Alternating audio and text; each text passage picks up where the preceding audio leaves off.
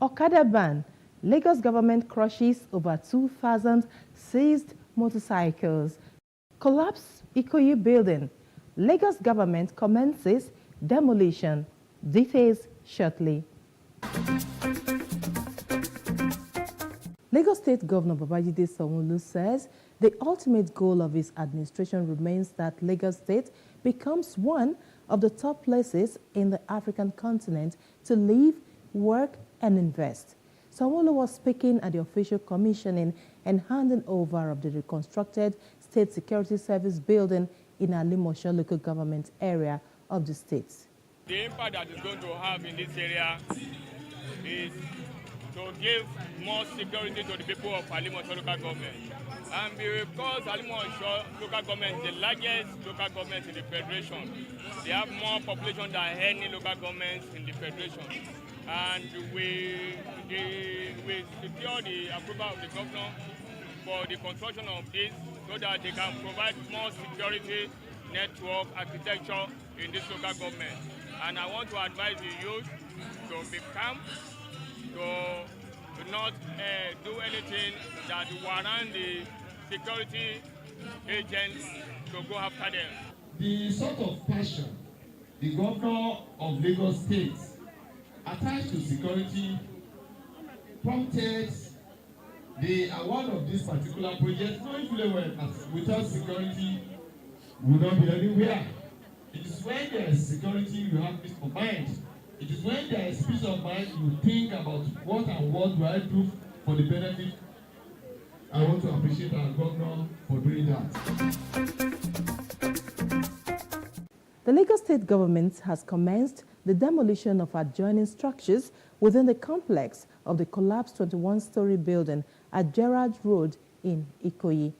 Commissioner for Information and Strategy, Gbenga Omotosho, stated this at a press briefing. The briefing commenced with a minute of silence observed in honor of those who lost their lives in the unfortunate incident. Top on the agenda was the deconstruction of the two remaining buildings still standing at the premises of the collapsed 21-story building. Commissioner for Information, Gbenga Omotosho, accompanied by his counterparts in the Ministries of Special Duties and Intergovernmental Relations, Tayo Bangboshi Martins, and that of Physical Planning and Urban Development, Idris Salako, told journalists that the construction will commence on the buildings having failed integrity tests. We are here because of the November 1 incident. Lagos does not pray to ever have that kind of an incident again. We are here to the fulfillment of what the panel that was set up after the collapse of that building, what it recommended that the government of Lagos should do, that those other buildings that are still standing on that site should be brought down because according to experts, they have failed what they call the integrity test. Omotosho announced that a stakeholders meeting had previously been held in this regard and all formalities have been completed to hand the complex over to the contractor for the deconstruction. The Commissioner for Fiscal Planning explained that the land would be taken over by government in line with the state fiscal planning law. Development Law 2019 as amended, Section 74 to be precise. Any property that collapses in Lagos State is automatically forfeited to the Lagos State government. So the property as it is forfeited. The contractor handling the deconstruction, Theophilus Lewo, allayed fears about safety of workers, saying control methods have been worked out. We will tie up the slabs first. What does that mean? If we want to cut a section of a slab, maybe 1 meter by 1 meter, we will put steel chains through that slab in about 4 to 6 points, such that it is hooked up. It holds the slab. It sort of suspends the slab, even though we haven't cut it. We will then begin to cut, so that by the time you are cutting, those steel chains have already held up the piece you are cutting. So, and it doesn't drop. He said the deconstruction is expected to take 90 days but could be extended due to bad weather. About 2,000 motorcycles have been crushed in the first quarter of the year 2022, so says the Commissioner for Information and Strategy, Gbenga Omotosho. At the crushing site in Alausa, he said the crushing of the bikes showed how serious the government is in enforcing commercial motorcycle ban in some areas of the state.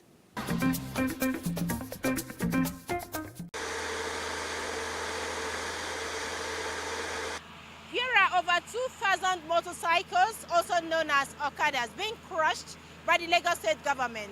It goes to show the seriousness that the state government attaches to ensuring that the state is rid of Okadas and its menace. Commissioner for Information, Gbenga Omotosho, and Transport Commissioner, Dr. Frederick Oladende, walked journalists through the crushing site to witness the destruction of the motorbikes. People have been wondering what we've been doing with the Okadas that have been taken out of town.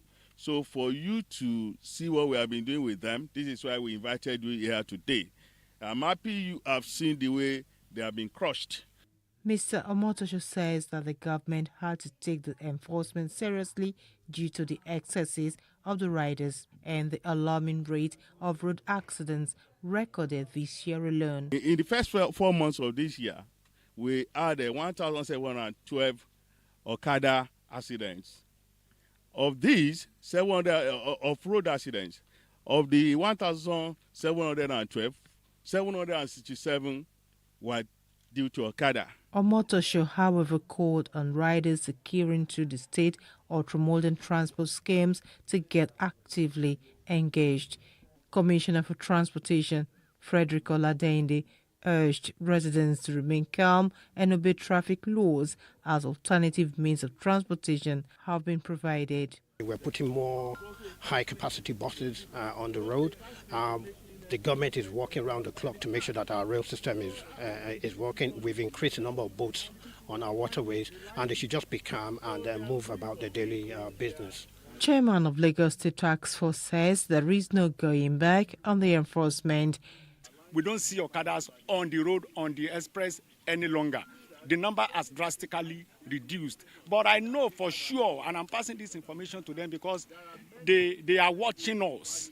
They might be of the belief that the first 1 week of the enforcement will be thorough. After 1 week, we are going to relax. Anyway, we will watch and see. But I'm passing this message to them that from next week, we will do more intense enforcement. With the recent pronouncement and a continued enforcement on the ban, Lagosians hope is not short-lived so that the sanity is sustained. Lagos State Governor Babajide Sanwo-Olu has declared that his government's commitment to providing quality and affordable education in the state is second to none. Sanwo-Olu was speaking during the launch of the collaboration between Lagos State University and Cornell University, New York, United States, for postgraduate professional certificate programs. The governor said his administration will do everything possible to uphold the outstanding reputation of the state-owned Lagos State University, LASU, and make it one of the 10 best universities in the world. Joining me shortly on this episode of the Greater Lagos Vision is the Commissioner for Education, Folashade Adefisayo. She will be giving us more insight into how the present administration is changing the narratives in the educational sector. But that's going to be after this break. Please stay with us. Honorable Commissioner for Education, glad to have you on the program today. Thank you for inviting me. I'm really excited. Right, we all know that the first leg of Mr. Governor's tenure is winding up just in a matter of months from now. That is something that we are all aware of.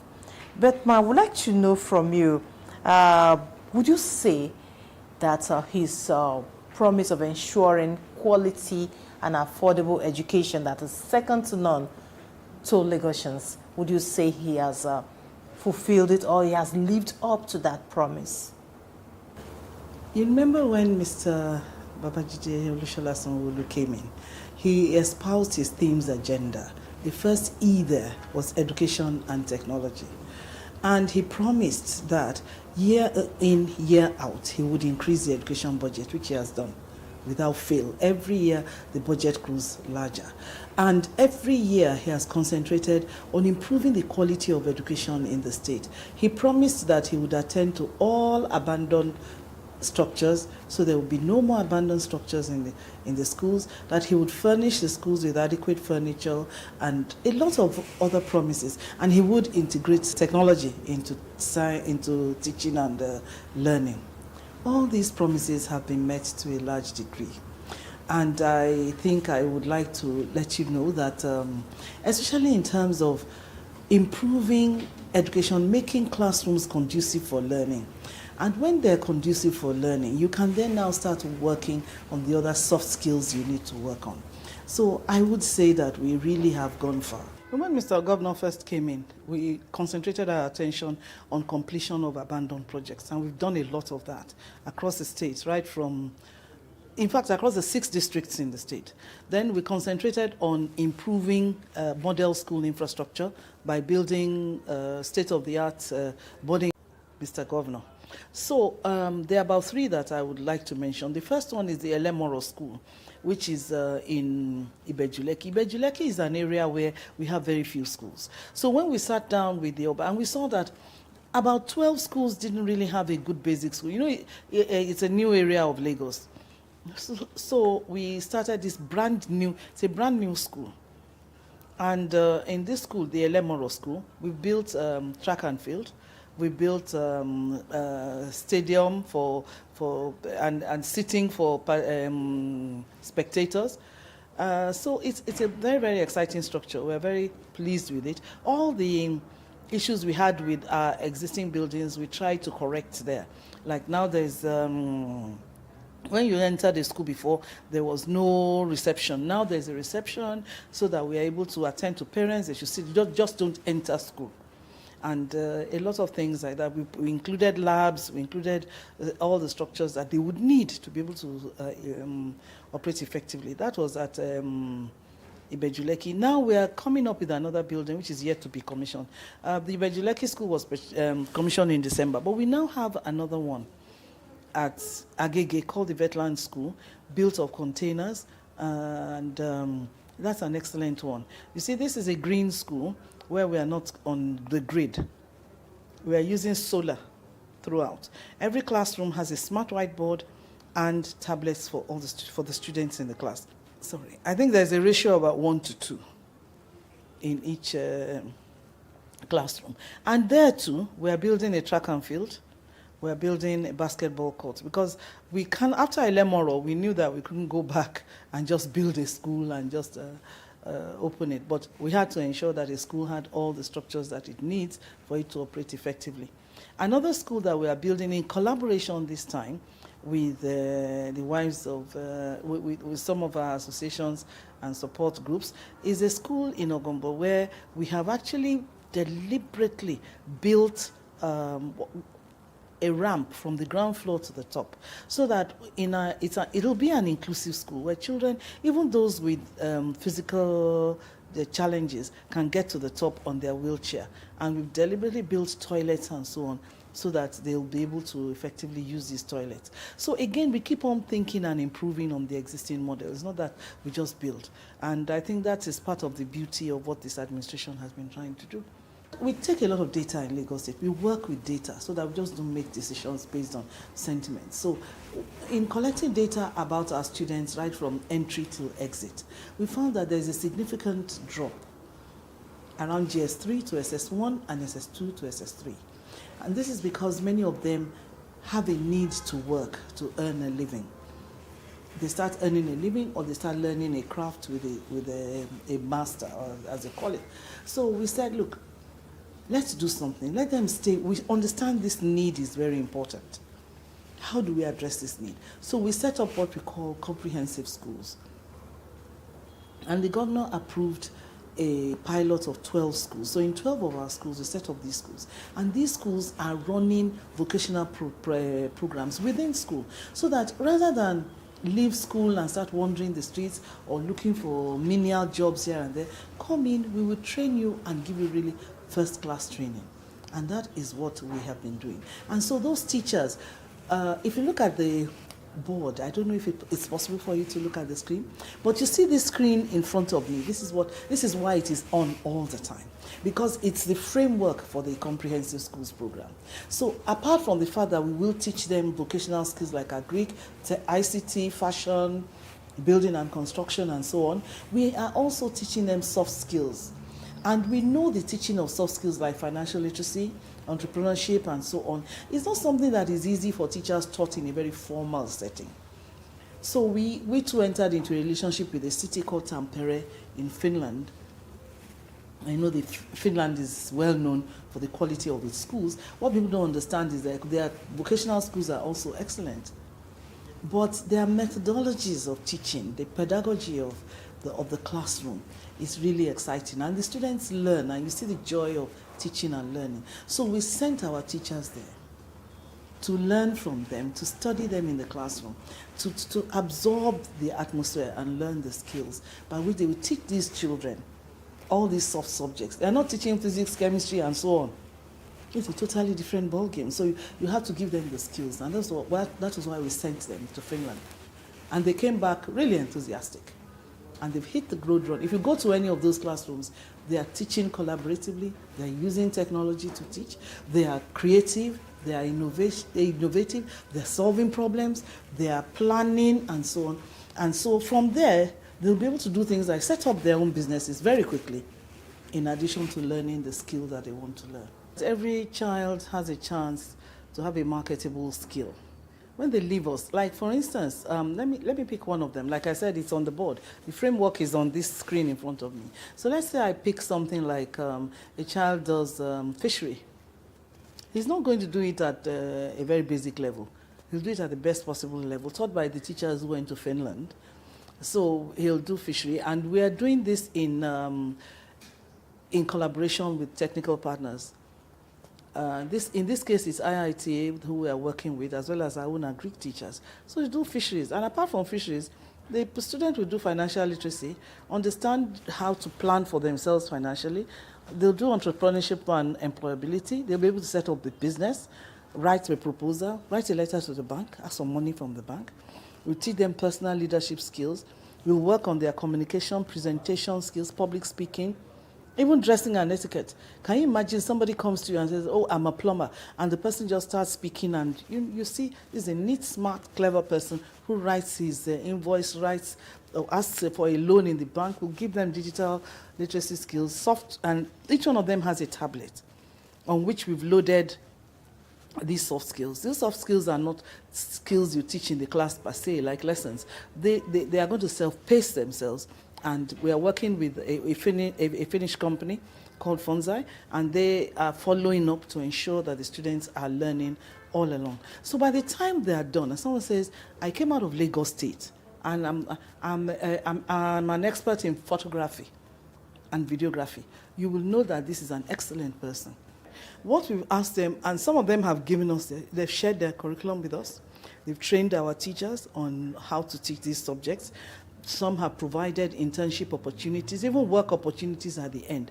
The internship opportunities, for some, it includes a small stipend. And so we're working with professional bodies, with NGOs, international organizations. It's a whole, I think it's a great way of, it's a great, what can I call it, case study for government collaborating openly, transparently with the private sector and allowing the private sector to drive certain things. Like the entrepreneurship and employability is by an NGO called Junior Achievement, and they are going to set up companies, and they started doing that. What they're doing, they're designing their logos, naming their company. So let's say all of us are learning makeover, barbering, hairdressing, makeup. Then we set up our company and we start working. Because like I said, we want them to earn an income early. So it's a practical, hands-on way of learning that will give them a lifelong skill. We had to do a lot of stakeholder management, because we had to let them know that it doesn't mean the child is not intelligent. Intelligence is something that is multifaceted. Some people are good at English and so on. Some people are good at drawing. That's their intelligence. There's this Howard Gardner's theory of multiple intelligences. And that's what we base this on, that, look, people have multiple intelligences. What if my intelligence is with my hands? What if I'm a great fashion designer? I don't have to know physics to be a great fashion designer.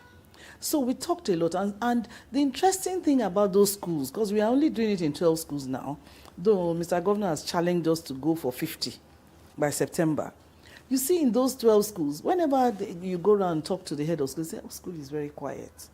Because those children who were bored, who did not enjoy normal class, they're having a great time. And don't forget that the methodology of teaching is so interesting and engaging that they are learning a lot. I think it's a great one. I would allow my child to learn this. And so something like this comprehensive school system is to ensure that they have the skills that the private sector needs. I assure you that all of the skills that we are teaching them, we are not doing it in the normal didactic, theoretical manner. No. And we came up with a curriculum together with private associations. Like plumbers told us, this is what we want a plumber to know. Fashion designers told us, this is what we want a fashion designer to know. So all these things are taught practically. And so this is our own first step towards ensuring that people who lead this system do have the essential skills of success in the world they're going to live in. The meaning of EcoExcel is excellence in children's education. And this program was introduced in order to improve teaching and learning in primary schools. What we've done is that working with technical partners, we reviewed our schemes of work. It's our own scheme of work, not anybody else's.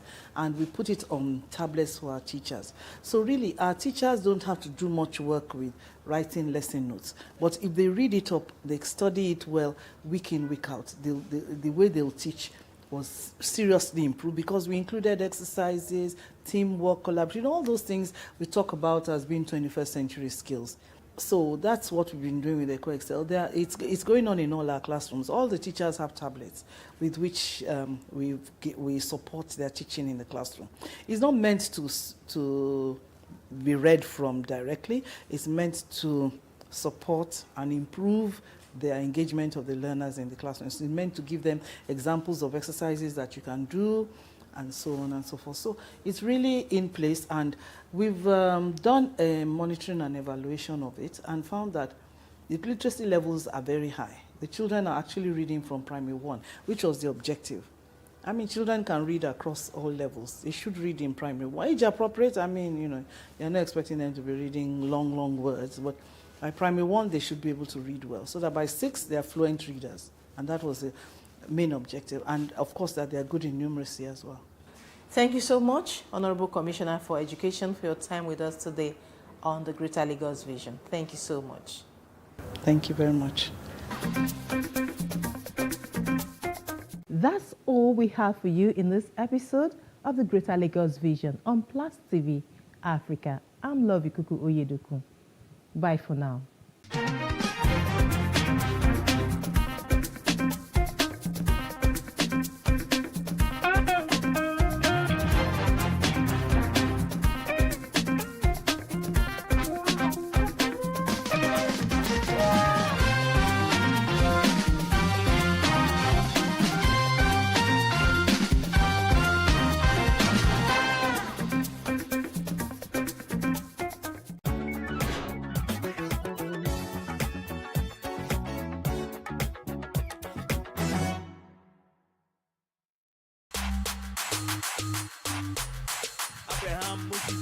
You are one family. There's no doing all this sport in Nigeria. See how your body just dripping diamond. My ID starting salary is 150, and I believe in every company, if they should be paying individual or average Nigerian people to be collecting that such amount of salary, I think it will be beneficial for the citizen. I would say a typical Nigeria working on a day-to-day job, I would say my salary will be nothing less than 70 to 80,000 because of my skills. I'll say I'm a professional cleaner, though I own a cleaning company, but because of my skills and everything, I'll say this will be like, if I'm working for someone, it will be like 70 to 80,000. Presently, our ideal salary is 100,000. My best work experience is a sales consultant, and I love the work presently, and the work is making me to have boldness to talk to people. Like, I've gone to several places that I've never been before. I've talked to people that's not even up to my caliber, and I've mingled a lot with kind of big men. At least with the recent condition of this our country, if the minimum wage should be between a region of 60,000, at least for a start now, compared to the inflation we are facing now, the cost of living, accommodation, and other charges. So at least for a start, 60,000 is not bad. To me, probably if I say like 180,000 naira is manageable, that's as the way the country is right now. It's better than just sitting at home or for me to be frustrated and misbehaving. So instead of that, so let me just doing it. At least I can see at the end of the day, I won't be able to save anything down. I'll be able to use it to eat. That's all. If you pay me 1 billion naira, I will not mind. If you pay 1 million a week, I will not mind. But the point remains, we are running an economy that ought to have grown. I don't belong to the class that say a growing economy. We ought to have grown. We are an overfed baby as far as Nigerian economy is concerned. Howbeit, given the society we are in today, some of the boys, I call them boys, at the National and even the State Assembly, earn close to 2-3 million naira a month. So for some of us who've paid our dues, especially in the media, if going by the standard of living in this country today, 1 million naira will not be a bad idea. My ideal working salary has been from 200 to 400 to get, and that's what I prefer to always get from any company, because I'm always a strategist. I render solutions to companies on how the company can move ahead as well there. Abraham, Moses, Jacob, you are one family. You're going to know this sport in Nigeria. See how your body just dripping diamond.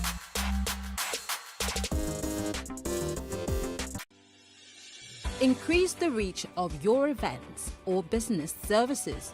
To advertise on Plus TV Africa, please call 0906 000 5719 or 0909 040 8408, or send an email to marketing@PlusTvAfrica.com. Plus TV Africa. Big stories live here.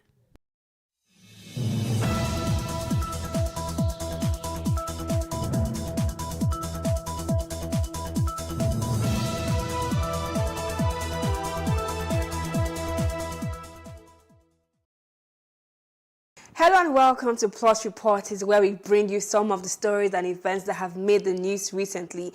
In case you missed out on some of these stories, we've got you covered in this edition. I am Adebanke Odunoyi. Thank you for joining us.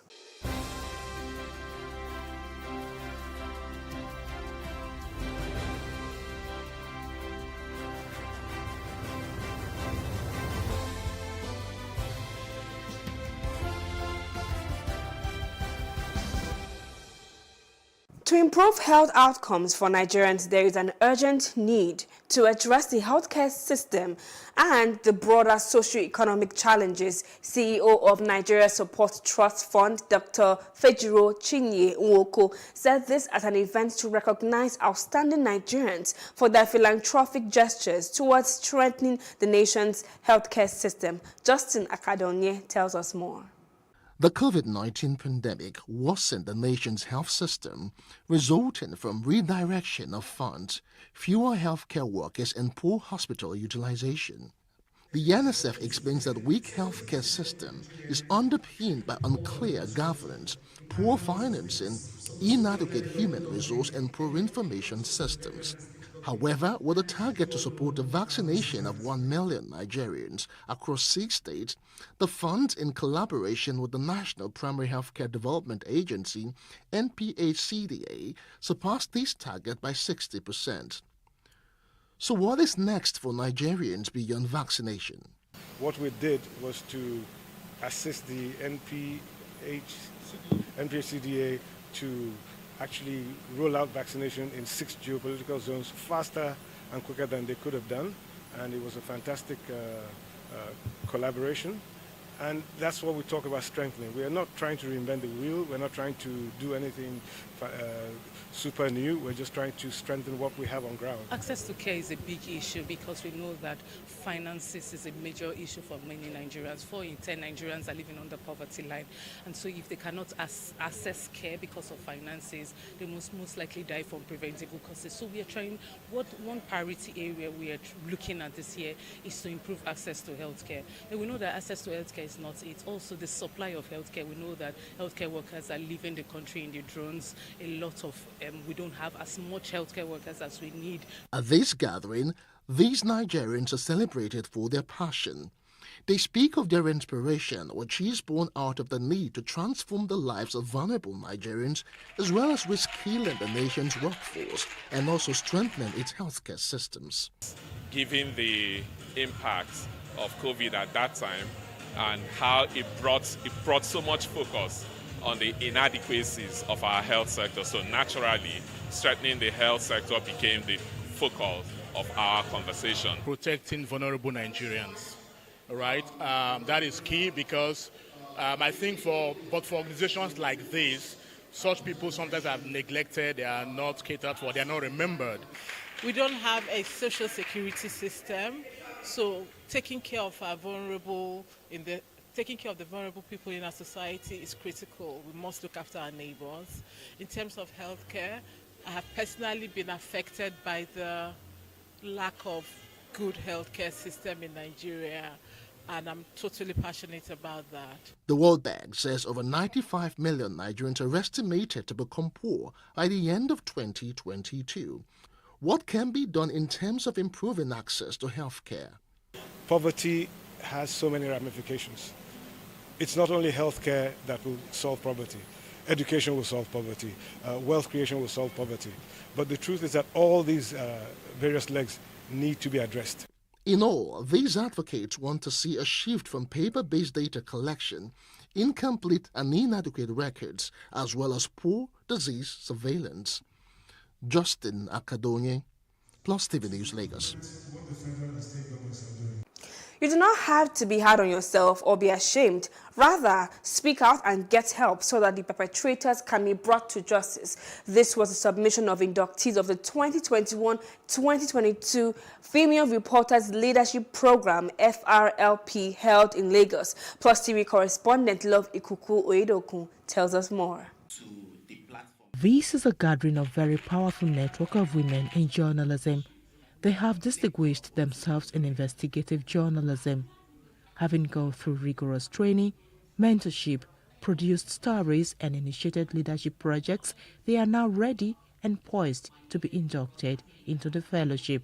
Look across our newsrooms, all over, whether it's radio, print, broadcast, there's no question at all that women are underrepresented. And this initiative is very important because it empowers our women folk and then gives them the opportunity to take over the industry. Doshima Abu, Bukola Samuel Wemimo, Kimberly Wachiku, Annette Felix are among the 21 female reporters added to the network for the year 2021-2022 fellows. It's been career transforming and life changing. It has helped me to step outside of myself, step outside of my personal challenges and be more compassionate and be desirous of helping other people. I started this program while I was, a staff, a reporter and presenter at PlusTvAfrica, and the fact that, the station gave me that opportunity to also carry out a leadership project where I trained about 9 female reporters and interns at PlusTvAfrica and do a story project about an issue that's so sensitive, that's sexual and gender-based violence. It really is an honor for me. This fellowship is a blessing. I'm saying it with a wide smile on my face because, I've had people even call me to say, we need to have you come train other journalists outside my circle, outside my immediate environment, on a continental level, to say, come and replicate what you've learned from this, come and teach other journalists, come to our school and teach young girls and young boys about sexual and gender-based violence. So it's not just about my job professionally growing and mentoring my colleague, it's about taking it to journalists who are outside my scope. Over the months, we've seen a number of young girls, children, being raped by those who are supposed to protect them. And so this has made me more intentional about telling your story, going to them and telling those stories, and holding government accountable.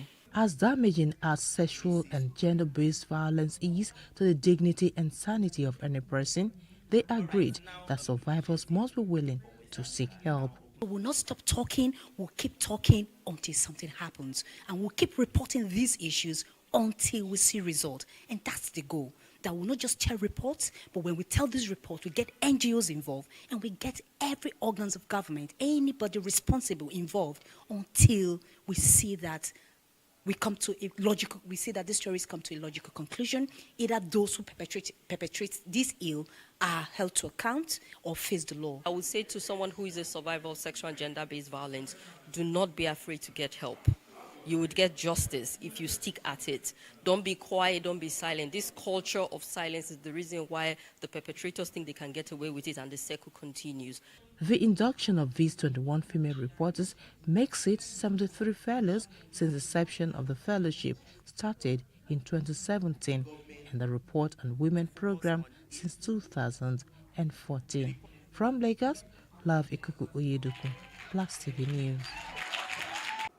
Ahead of the 2023 general elections, the Chief of Army Staff, Lieutenant General Farouk Yahaya, has called on commanders to be apolitical as the electioneering period draws near. Lieutenant General Yahaya stated this during the opening ceremony of a 3-day second Senior Command and Leadership Seminar organized by the 6th Division of the Nigerian Army in Port Harcourt. The report. The Chief of Army Staff, represented by Major General Victor Ezugu, said that he expects appropriate lines of communications between relevant security stakeholders to be established to facilitate cooperation during the planning, preparation, and execution of operations that would aid civil authorities.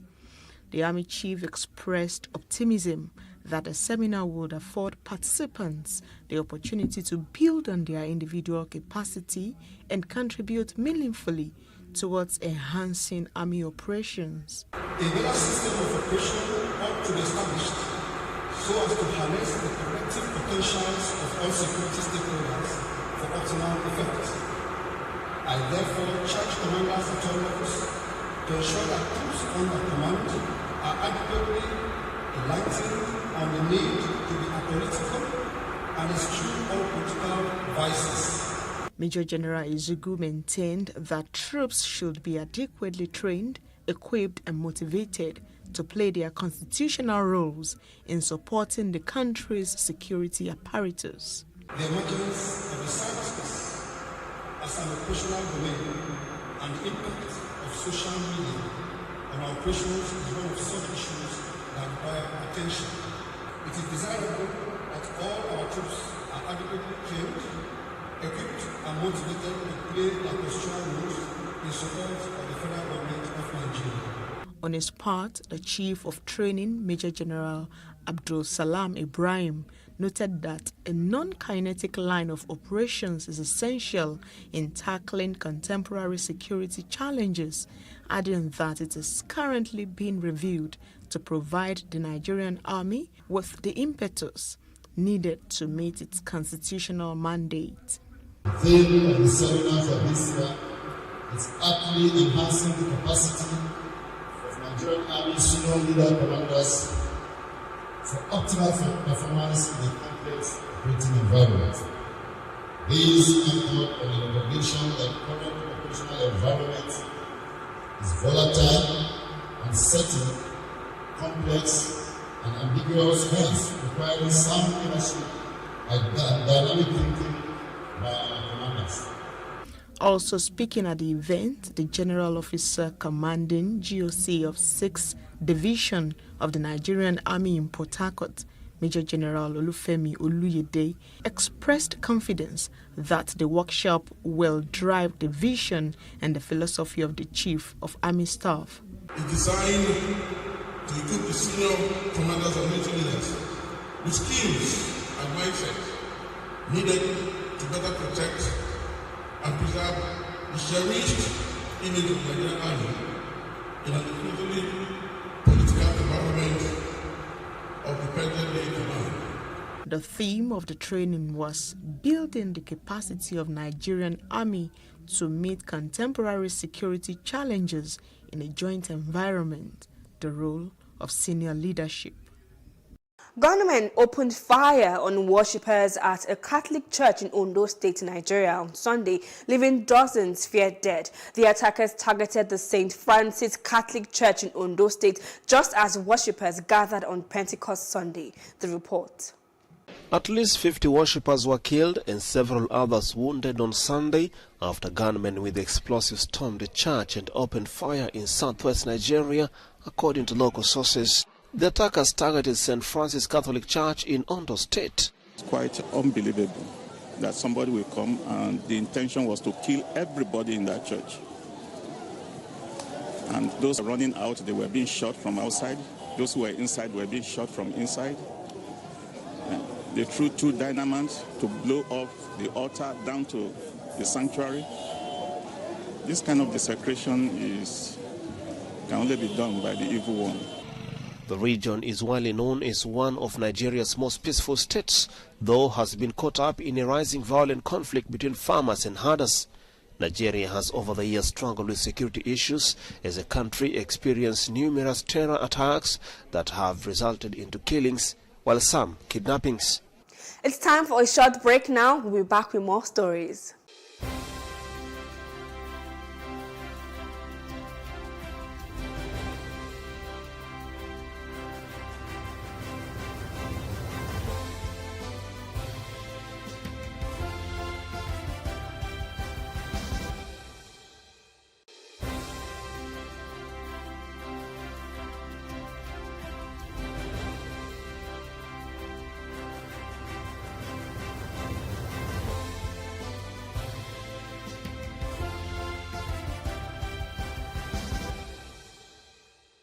Welcome back and thank you for staying with us. Nigeria's oldest secondary school, CMS Grammar School, Bariga, Lagos, celebrated the 163rd anniversary of its establishment, and to commemorate the day, the Old Grammarian Society, OGS, held a series of activities, one of which was the launch of the solarization of its perimeter fencing. PlusTV News correspondent Uyime Afia was at the event. Her report. The management of the institution, the Old Grammarian Society, and members of the Founders Day Planning Committee of the school kicked off the week-long program.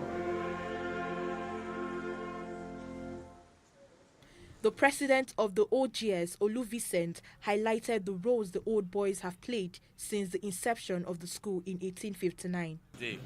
What we have witnessed this morning, we have had the commissioning of an ultra-modern kitchen constructed by the 1982 set. Then we have behind me I have the beautification of a garden done by the 1994 set. Then we have the first phase of the 40 kVA power. OGS UK and America will be commissioning, we're embarking on the supply of power using solar for the entire school. So the school will be on solar panel independent of the PXC and the rest of them. They've done the first phase, 10 kVA, which we've done this morning.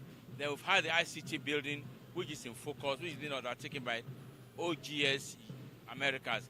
The ICT building is to ensure that we develop the capacity of our students, that not just in terms of ICT knowledge, our ability to have their hands on touch, to be able to repair handsets, repair cell phone and the rest of them, and be able to do professional exams, even while our students in the school.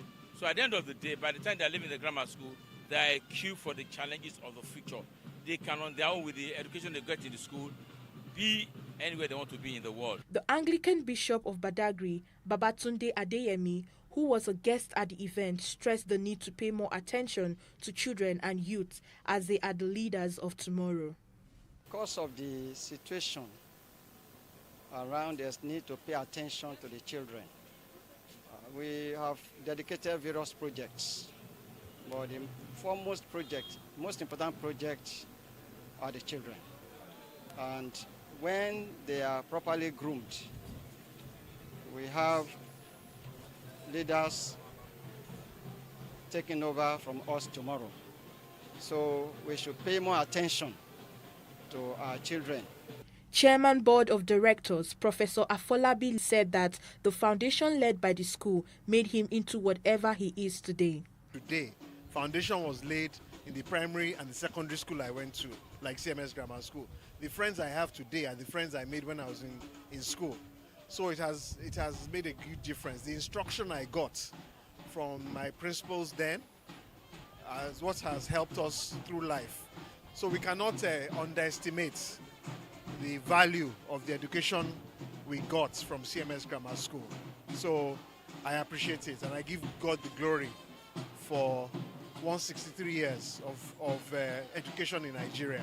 Chairman Planning Committee, Dr. Dikpo Arigbede, said that they have decided to take it upon themselves to improve on and contribute to the well-being of the school and of the children at large. Grammar school has been in existence for 163 years, and it's an annual event that we have inherited from our forefathers, and we will continue to improve on it. Highlight of part of what we have done this year is a lecture that was done a week ago during the press conference with the outgoing Vice Chancellor of the University of Lagos. Professor Ogundipe was the guest speaker. We had the career talk, and we also had the prize-giving day on Friday. And this is a hallmark of everything today, which is the Thanksgiving and luncheon, today's luncheon. And as I said, it's an annual event. We'll continue to do it and improve on it every time. The high point of the event was the presentation of prizes to some of the outstanding students and teachers. Uyime Afia, PlusTV News. There was a gas explosion in the busy area of Shika Quarters, Kashin Quarter in Kano, killing 2 people and leaving 20 injured. PlusTV News correspondent Stephen Enoch completes this report as presented from our studios. The gas explosion, which happened in Kano State on Thursday night, has resulted to the loss of 2 lives, with over 20 victims receiving treatment at the Murtala Mohammed Specialist Hospital in Kano. Eyewitnesses who spoke to PlusTV News said the explosion happened when a gas retailer lost grip of a cylinder which got in contact with the fire of a fish cellar while the retailer was filling gas for a customer.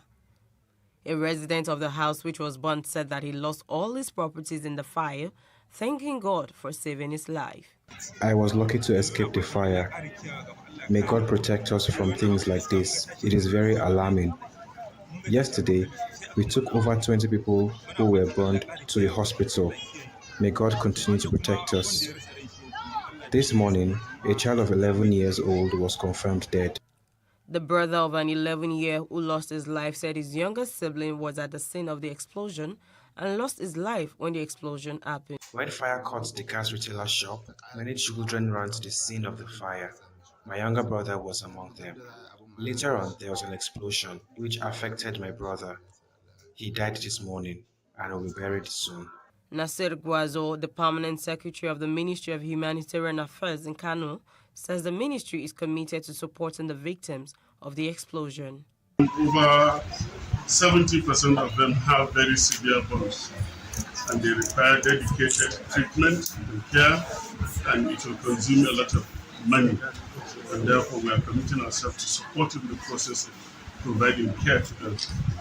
It's a very sad event that has occurred, and we will also put in place a mechanism to ensure that from now henceforth, the management, sales, and use of gas become safer for our society. Police Public Relations Officer of the Kano Command of the Nigerian Police Force, SP Abdullahi Haruna Kiyawa, hints that investigation into the explosion is underway and sensitization will be carried out in the state to prevent such occurrence from repeating itself. Investigation into this explosion has commenced. At the scene, we were able to recover 7 gas cylinders that are yet to explode there, and also the Commissioner of Police directed for discreet investigation. With these developments, this one, and of course the previous gas explosion in Sabon Headquarters, the command has stepped its toes in order to be all out in public enlightenment and sensitization. All the stakeholders involved will be invited to the command for sensitization and for forward, so that next time we know just something like. The Lagos State government said about 5,000 motorcycles have been crushed in the first quarter of the year 2022. The State Commissioner for Information and Strategy, Gbenga Omotosho, made this known at the crushing site in Alausa. He said the 2,000 bags which were crushed shows how serious the government is in its enforcement. Plus TV correspondent Love Ikuku Oedokun tells us more. Here are over 2,000 motorcycles, also known as Okadas, being crushed by the Lagos State government. It goes to show the seriousness that the state government attaches to ensuring that the state is rid of Okadas and its menace. Commissioner for Information Gbenga Omotosho and Transport Commissioner Dr. Frederick Oladende walked journalists through the crushing site to witness the destruction of the motorbikes. People have been wondering what we've been doing with the Okadas that have been taken out of town. So for you to see what we have been doing with them, this is why we invited you here today. I'm happy you have seen the way they have been crushed. Mr. Omotosho says that the government had to take the enforcement seriously due to the excesses of the riders and the alarming rate of road accidents recorded this year alone. In the first 4 months of this year, we had 1,712 Okada accidents. Of these, 700 of road accidents. Of the 1,712, 767 were due to Okada. Omotosho, however, called on riders securing through the state ultramodern transport schemes to get actively engaged. Commissioner for Transportation Frederick Oladende urged residents to remain calm and obey traffic laws as alternative means of transportation have been provided. We're putting more high-capacity buses on the road.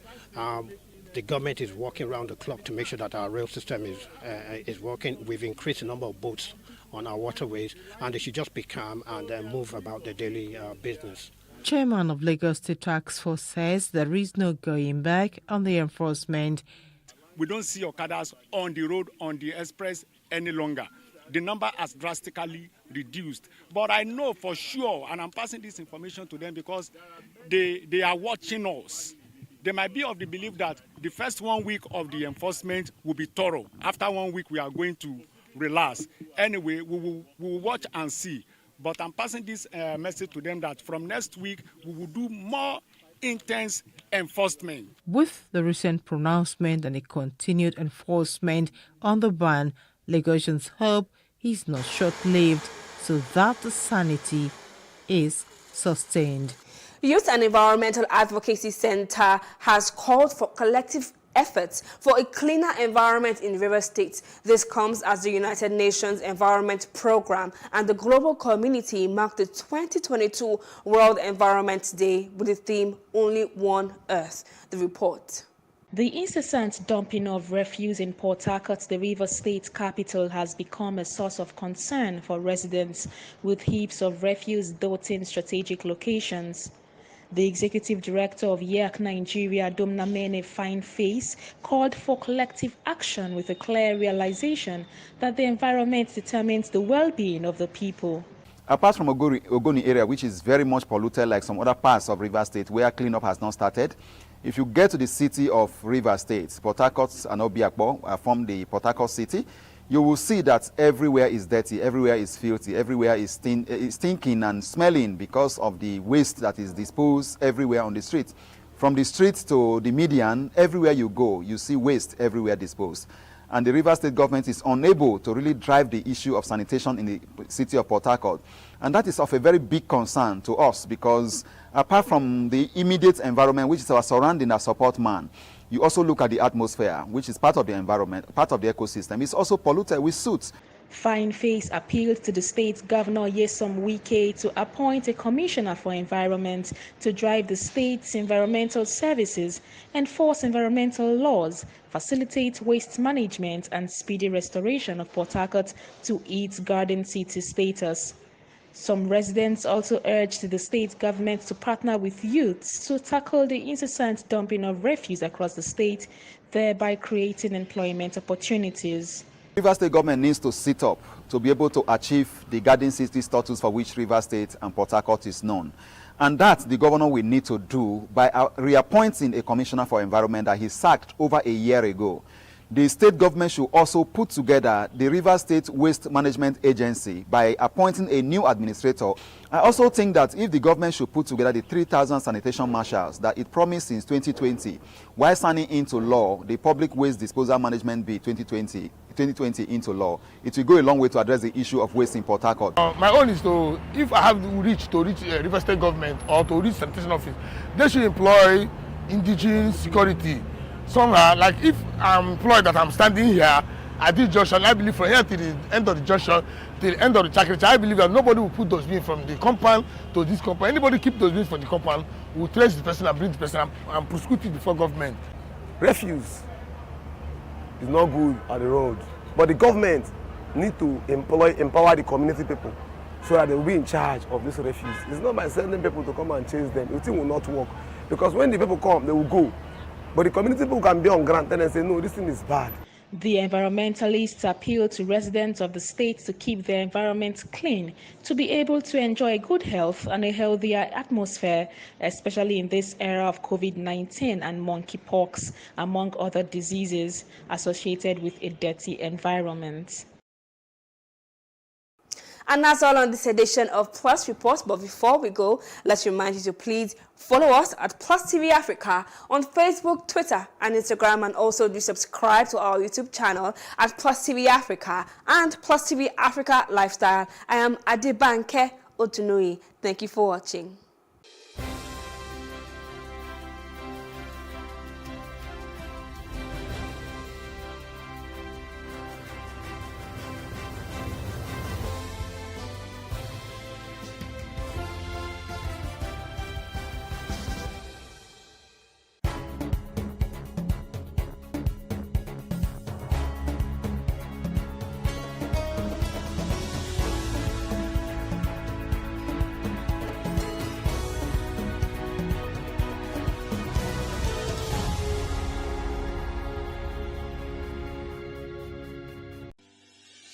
Increase the reach of your events or business services. To advertise on Plus TV Africa, please call 0906 000 5719 or 0909 040 8408 or send an email to marketing@plustvafrica.com. Plus TV Africa. Big stories live here. Life can be fun and rewarding, but it also comes with some risk. As in business, you win some, you lose some. And that's why you need to be wise in the choices you make. It's like placing a bet. Again, you need to be wise. Wise in choosing an innovative platform with the highest market options and highest odds ever. That's why Winners Golden Bet, the leader in online, in-shop, virtual, and live sports betting, gives you enhanced platforms that offer you the best chances of winning. For betting on live soccer matches, live dog races, and virtual games, Winners Golden Bet is your best bet. Instant payment of winnings guaranteed. Play online or in any of our numerous shops nearest to you. Hey guys, be wise. Play on Winners Golden Bet. Winners Golden Bet, the wise choice.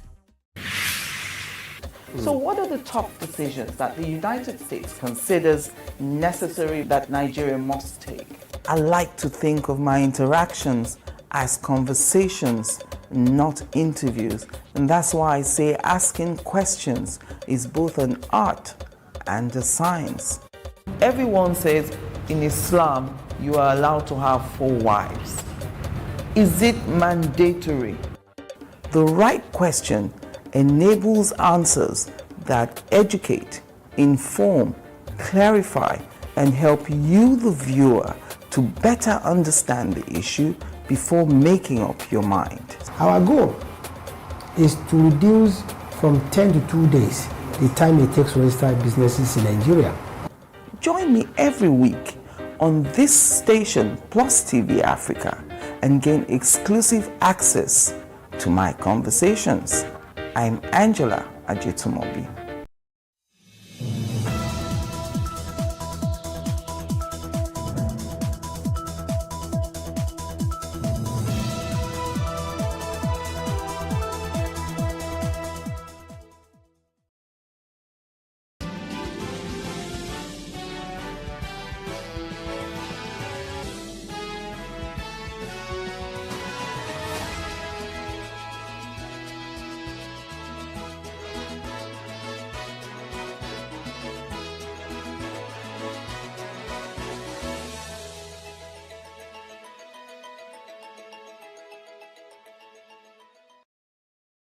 Good afternoon, I am Messi Abokwo. This is a news brief. Nigeria's President Muhammadu Buhari has noted that the social media has become a double-edged sword and its negative implication and application had made some countries adopt stringent measures against the users. A statement by the Senior Special Assistant on Media and Publicity to the President, Garab Bashew, said Buhari made the comment at a meeting with the representatives of Nigerians in Portugal and a joint news conference with his Portuguese counterpart, Marcelo Rebelo de Sousa. At the meeting with Nigerians, encouraged them to always strive to promote the unity of Nigeria through social media. Meanwhile, President Muhammadu Buhari also expressed appreciation to Portugal for the development of weapons and training of military personnel in ensuring peace in Africa. The president's spokesman, Malam Garba Shehu, in a statement said Buhari gave the commendation at a state dinner held in the National Palace, Ajuda, Lisbon, the Portuguese capital. The president lauded President Marcelo Rebelo de Sousa for deploying troops for peacekeeping in Central African Republic, monitoring political development and providing assistance to some countries in Africa, including Equatorial Guinea, Cape Verde, and Mozambique. Meanwhile, the Nigerian army has confirmed that its troops deployed in Shiroro area of Niger were ambushed while on a mission to deal with bandits' attack on miners in the area.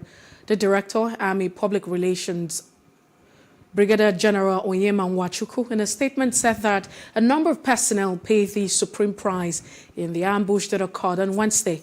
Nwachukwu said that troops had on Wednesday responded to a distress call of bandit attack on people operating at the mining site and ran into an ambush staged by a criminal element on their way to the location, losing a number of personnel in fierce firefight that ensued.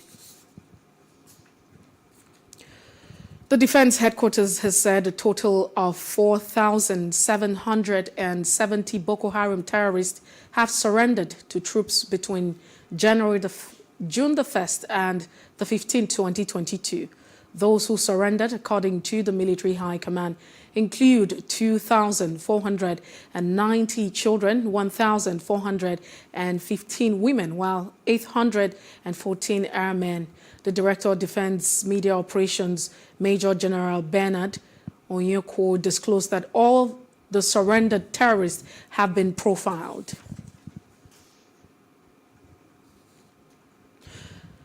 There's a palpable tension in Enugu State's capital as gunmen reportedly attacked a police checkpoint and killed 2 officers on duty, according to a report. The incident was said to have occurred at the Gariki MTD area in Enugu South local government area of the state capital. The state police public relation officer, Daniel Nduka, confirmed nor denied the incident. The Nigerian police has again tendered its apology to the people of Owo and Ondo State at large over the June 5th terror attack that claimed 40 lives at St. Francis Catholic Church. Owolua, the Assistant Inspector General of Police in charge of Zone 17, which include the Ondo and Ekiti Command. The police have been working non-stop to unveil facts surrounding the horrific attack. Speaking during a condolence visit to the palace of Oluowo of Owo, Oba Ogun Oye, to the scene of the church attack, it was also assumed that Yunus Akere, who assumed office on Monday, maintained that the police will henceforth engage the community in order to prevent a reoccurrence. Our focus now should be how to go about to round up those who are behind this ugly incident so that they will be prosecuted. And furthermore, the all security architecture will be placed here so that it will not repeat itself anymore, and other areas in the state and beyond.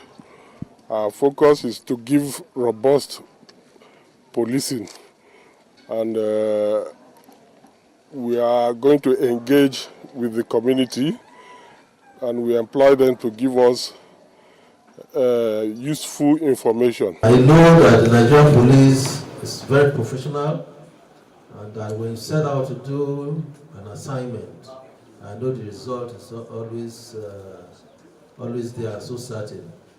The Nigerian police have not only performed here, but even outside Nigeria when you are international assignments. So I believe that as you have set out, the aims and objectives will be achieved. Meanwhile, Governor Oluwarotimi Akeredolu has signed an executive order to compel the public and private institutions in the state to install CCTVs on their facilities to enhance the fight against crime. The Independent National Electoral Commission, INEC, insisted on a July 15 deadline as set forth as submission of the list of governorship and House of Assembly candidates by political parties. The deadline was set in line with the timeline and schedule of activities for the 2023 elections by the electoral umpire. It cautioned political parties that conducted valid governorship and House of Assembly primaries to adhere strictly to the timetable, as a nomination portal will shut down at 6 p.m. on July the 15th. The Nigerian Union of Teachers, NUT, has urged the federal government to allocate 20% of the annual national budget to education sector, saying that this would enable the nation recover the learning it has lost and ensure restoration of quality education. The union said this could be achieved if the government adopts a progressive and efficient tax collection processes to generate resources.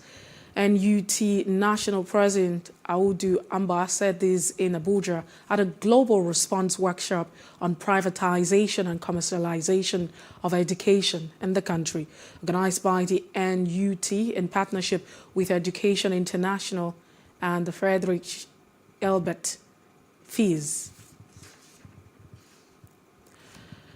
The National Population Commission, NPC, says it will cover Daura in Katsina and 5 other local government areas across the nation, 100% in the forthcoming trial census.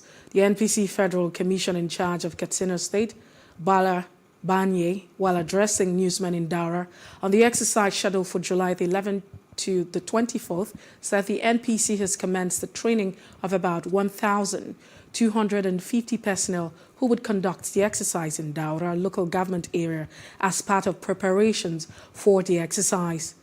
Banye added that the cooperation and support of the stakeholders and the general public were vital for successful conduct of the trial census. The Ondo State government has said it will continue to encourage gender mainstreaming through inclusion of women in governance. Special advisor to Ondo State government on gender, Olumide Falana, disclosed these at a 3-day workshop on gender mainstreaming and development of gender policy in partnership with Action Aid Nigeria in Akure, the state capital. She said the training is designed to enhance gender-responsive planning, budgeting, and implementation process, while she congratulated the participants for being part of a global trend on gender awareness. Hence, the training will equip them for tasks ahead. Policies actually give focus to whatever we do as a state, and that's why the gender policy is going to benefit Ondo State. It's going to be a bankable policy, one that would ensure that we are able to give focus to the gender activities and give focus to the development and trajectory to the gender arm of government in the state. So it's also going to bring us lots of benefits. They are now a change agent. They must perform their duties in their respective local government with a view to ensuring that gender equality is maintained, that who are due for one position are allowed to take it, and they must upscale their skill.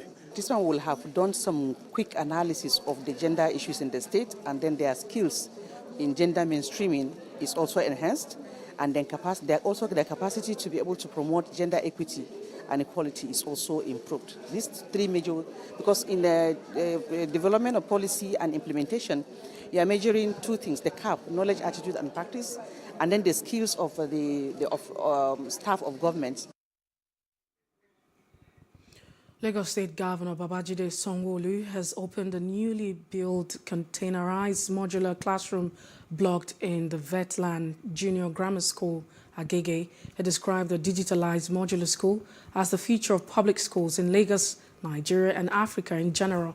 Plus TV News correspondent Love Ikuku Yedokun tells more in this report. This is the Vetland Junior Grammar School in Agege. The school was carved out of the existing Vetland Grammar School and officially took off on 6 January 2003. The formal commissioning brought so much excitement to the students, parents and teachers as Governor Sanwo-Olu made his way through the crowd. The governor in his keynote address told the gathering that his goal was to build schools of the future, public schools that are driven by cutting-edge technology. He described the modular school as a milestone on the journey towards ensuring that no child is left behind in Lagos State. This is the future of public school in Lagos. This is the future of public school in Nigeria. We believe this should be the future of public school in Africa. In terms of some numbers, our administration so far, we've constructed over 800 new classroom blocks in public school system, while we're completing rehabilitation of about 200 primary schools and secondary schools, all within the next couple of weeks. We've also added about 180,000 units of furniture that have been supplied across all the 6 educational districts in the state. Commissioner for Education Folashade Adefisayo thanked Sanwo-Olu for keeping his promise of increasing the ministry's yearly budgetary allocation. She described the Vetland modular building as one for ages. This building is unique, but it's unique again because for me as an educationist, I love nice buildings. I want the children to be in nice buildings. But for me, it's always about the teaching and learning. What is going on inside the school? And in this school, in each classroom, we have a smart whiteboard. We have tablets for the children. The teachers clock in using biometrics. And what this is going to do is that we are moving our children into the 21st century. Chairman of the Special Committee of Rehabilitation of Public Schools, Hakeem Smith, noted that a new intermodal containerized building would encourage hybrid learning. He said pupils can learn remotely because of the type of technology deployed in the school. In 10 years from now, the kids from Vetland are the ones who will digitize your civil service. It will be native to them. It will be native to them. It will be what they are used to doing from day one already. They would be the corporate leaders tomorrow who are going to be solving with critical thinking skills that they would learn in this classroom, solving problems for Lagos State. They would be the inventors in 2 years from now, from the technology they have here. When you bring traditional learning into modern day technology, you have them at your fingertips. They are interested, they come alive. And then this solution, this technology sitting in this classroom allows them to interact with the teacher. There's room for critical thinking. There's room for creativity. So it's not just the teacher talking and writing. Now they are actively involved. You can see that all of the pupils have a PC. Everything going on the screen is replicated on their PC. So they get to interact and collaborate. The containerized modular school building comprises 9 regular classrooms, 3 laboratories, and 4 staff rooms, all solar-powered. From Lagos, Love Ikuku Oyeduku. In other parts of Africa, the Malian government has adopted an electoral calendar for the transition 3 days before a summit of the Economic Community of West African State, ECOWAS, which is due to consider the tough sanctions imposed on the junta in January. The date of the presidential election is set for February 2024 and that of the referendum on new constitution for March 2023. According to this text validated at the government meeting, legislative elections are to be held between October and November 2023 and local elections in June 2023.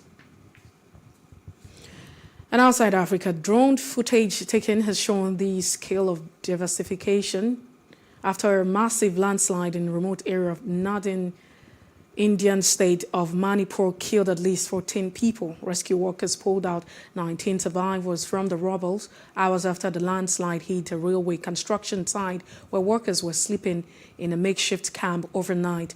The Director General of the Manipur Police, Dongel, said that another 60 people, including villagers, laborers, and army personnel, were still buried and trapped under the debris.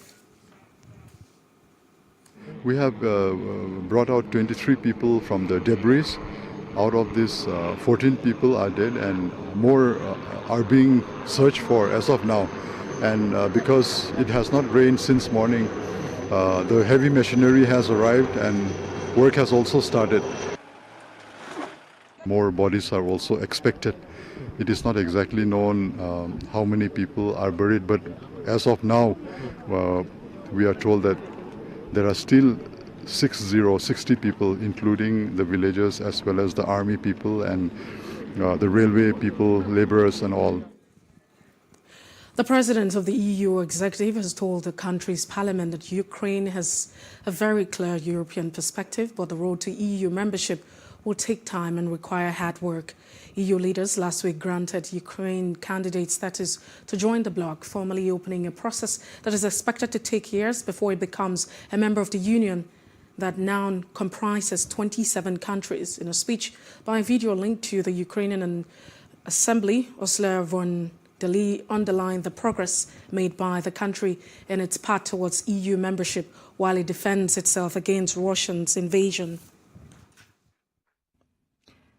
So today is first and foremost a moment to celebrate this historic milestone, a victory of determination and resolve, and a victory for the whole movement that started 8 years ago on the Maidan.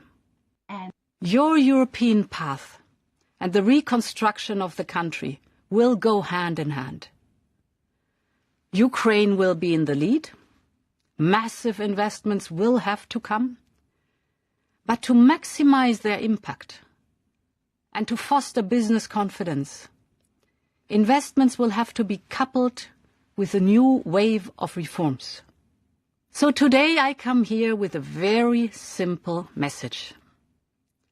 There is a long road ahead, but Europe will be at your side every step of the way, for as long as it takes, from these dark days of war until the moment you cross the door that leads into our European Union. And in business news, the House of Representatives Committee on Land Transportation has begun the process to better the transportation sector with the establishment of Institute of Transport Technology. They say harnessing the sector will not only aid growth and development, but will also generate employment and reduce accidents on Nigerian roads. Our correspondent Emmanuel Ehijini files in this report. The aim of the public hearing is to repeal the acts that set up the Nigerian Institute of Transport Technology Bill and include courses on instructions and training to the development of transport and logistics, amongst others. In his remark, the chairman emphasized the importance of transportation to socio-economic development of a country and the need to harness its full potentials. He mentioned that the committee was working together with the Ministry of Transportation to come up with a legislation that would reposition the sector. If you intend to recognize and respect and be respected in the Committee of Nations, it is therefore imperative that we upgrade and equip the Nigerian Institute of Transport Technology to a world-class institution so that it can compete favorably with other transport institutions, and as well as provide services, solutions, and recommendations that can transform the Nigerian transport system to a global hub. Honorable Peter Akpatasin, who represented the Speaker, was quick to point out the importance of good roads and regular checkups of cars by owners to avoid incessant accidents on roads. It will encourage economic diversification and provide direct and indirect investment and employment to the populace. It will assist in reduction of carnage on our roads, waterways, other means of transportation. For example, indicators confirm that majority of our roads and waterways mishaps are caused by human factor, negligence, and lack of proper vehicle maintenance. For the Minister of State for Transport, Gbemisola Saraki, this process could not have come at a better time. She appealed to the National Assembly to repeal and enact the Nigerian Institute of Transport Technology Bill as proposed. The ministry supports the general principle of the bill, which is geared towards ensuring that NITT becomes a more professional, practical, and future-driven institution which will serve as a hub to produce the much-needed manpower in our nation's transport sector. As Nigeria's economy continues to expand, the transportation sector will be required to adjust to changing realities and provide logistic and carriage solutions to service this expected expansion. This bill, from our evaluation, is designed to ensure that we put in place a foremost national institution to address our potential manpower requirements to achieve this objective. The committee assured that every contribution would be considered before the submission of the report. 50 years after, a bill for a law seeking to repeal the Rural Electricity Board law has secured second reading at the plenary session of the State House of Assembly. With hours of deliberation, as the House Majority Leader, Honorable Henry Kwarobo, explained that the bill, which has been amended by the National Assembly, provides for the State House of Assembly the power to address the issue of electricity generation, transmission, and distribution. Mr. Speaker, this is a bill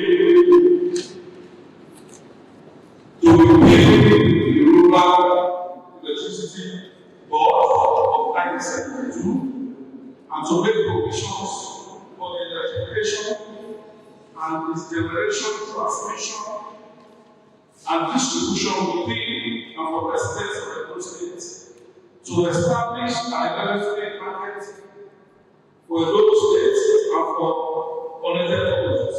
You will recall in this very statement that electricity provision is on its lowest depths, very important, where state guarantee 6 hours of electricity. It's not about, it's not shameful and dishonorable, but a proposal government, a government that wants to meet the help. And in entertainment news, the son of Nigeria's singer Binto Bello has reacted to his father's split with his wife, Funke Akindele. The teenager took to his Instagram story where he reacted to the split.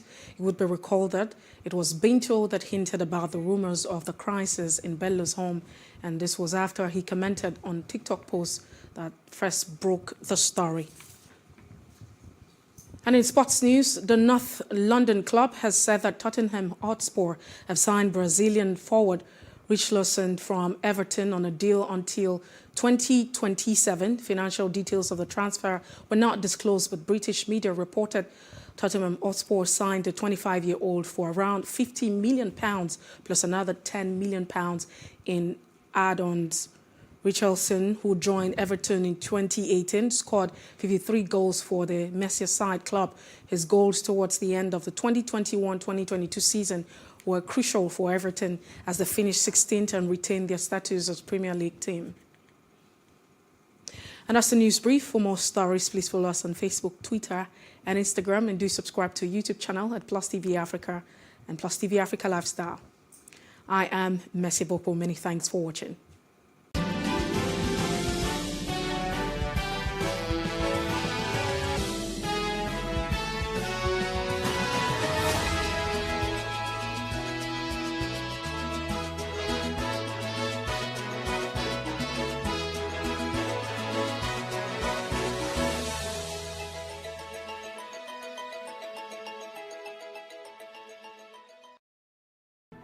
There is no voting on social media. To vote, you would require a permanent voter's card. To get your PVC, visit cvr.inecnigeria.org. Create your account with a valid email address and start the registration process. An activation link will be sent to you. Click on the link and activate your account. Fill out the form, pick and submit a convenient date and time for your biometrics. Print the application slip, which should have your QR code. On the appointed date, go to the nearest INEC office for your biometric capturing. Thereafter, you will get a registration slip to pick your permanent voter's card when ready. Get your PVC today. This message is from PlusTvAfrica.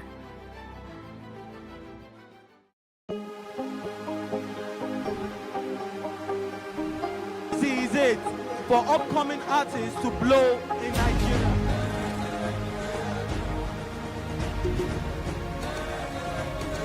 Welcome to Plus Trending.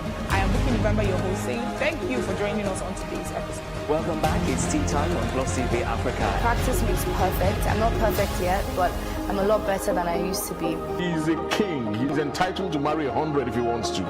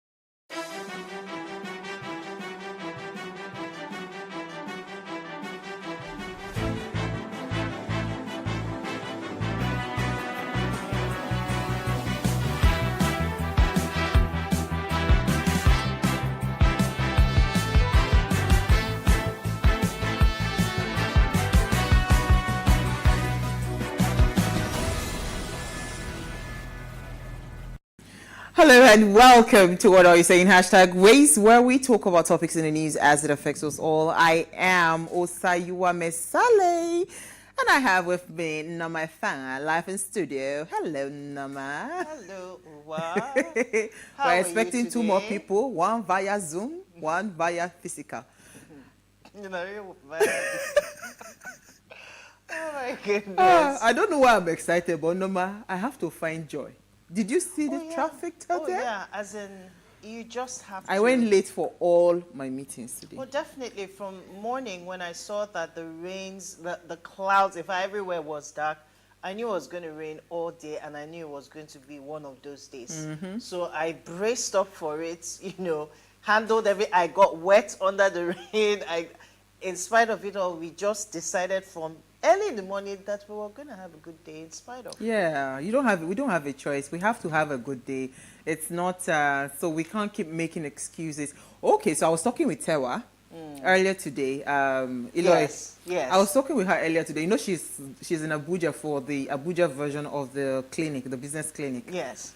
She said, the traffic in Abuja that she did not expect. I said, and this is the Abuja people have been toasting me who are relocate. No, Lagos is so stressful. Come to Abuja. I say, Abuja is more structured. You have to give it to Abuja. It's more structured, whether we like it or not. She experienced the same thing in Port Harcourt.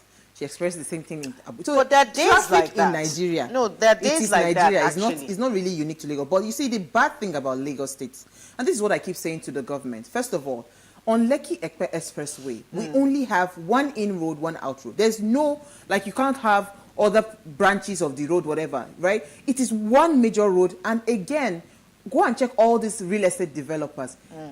Like, I can say 80% of them, or 80% is even too small. 95% of real estate developers currently, most of the development is happening on this side of town, on the Ekpe side, you understand? So it is only natural as a government to say, okay, you know what? Because right now that road is not properly built because they don't have proper drainages, right? So why can't you say, okay, while we're fixing the roads, or because they are doing major work around VGC, they've done one at Abramadesoya, they did at Aja at some point, major work is going at the Ekpe axis, right? Why can't we just patch up? Because most of the traffic is caused by, gridlock. So why can't we just at least have immediate fixes for all those? I've seen videos of, modern technology that they use abroad to fill up potholes. Let's start to have such, palliatives pending when a proper drainage, because until we build a drainage, no matter how much you patch, you keep having those craters on the road. Unfortunately, Nigeria, we have become accustomed to a lot of fire brigade approach with what we do, but we don't think about the repercussions, right? And we don't really think through situations. We just, this is a problem, let's solve it, let's do this. And we don't even look at, okay, how is this going to impact? What are the ways we're going to employ different techniques that will help us to alleviate the stress on the people?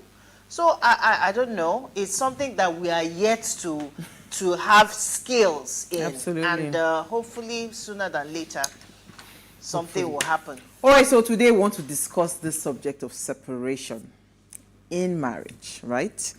It so happened that, what's her name? Of course, there were speculations. It was all here and there, but we don't really want to focus on them. But since they are the people at the front burner now, but we want to ask, is it possible for us to begin to normalize separation in this country? Because, that's what we're talking about today. And here's what we found as today's quote, right? You can never know if you've been truly in love until you get separated from your partner at least once. Now, rapper Abdulrasheed Bello, popularly known as JJ Skills, has announced his separation from his wife, actress Funke Akindele.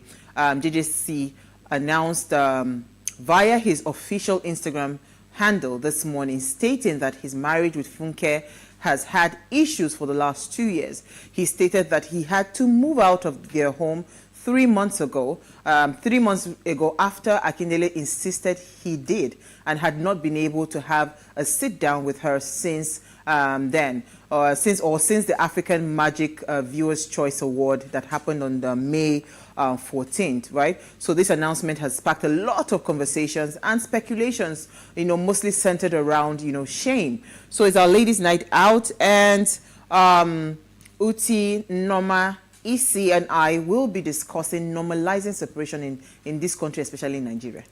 Normalizing separation in marriage, right? Can we just start to normalize certain things? And when we open our phone lines, we'd love to hear your thoughts on separation, what you think about separation. But we'll do all of that first. Let's take a break to see what we found in the news.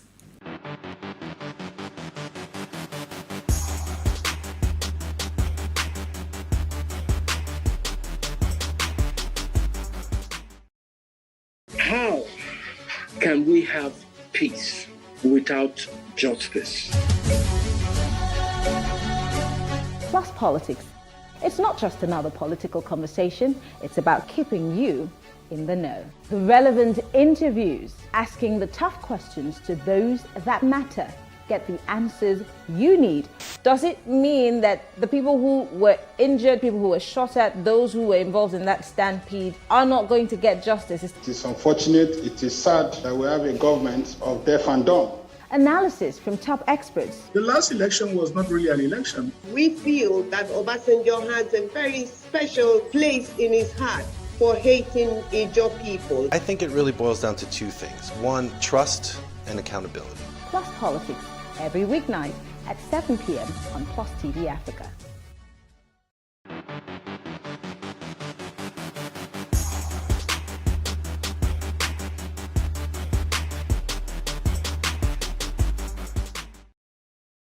All right, thanks for staying with us. Now, first, there was the telephone, then the fax machine, and then social media.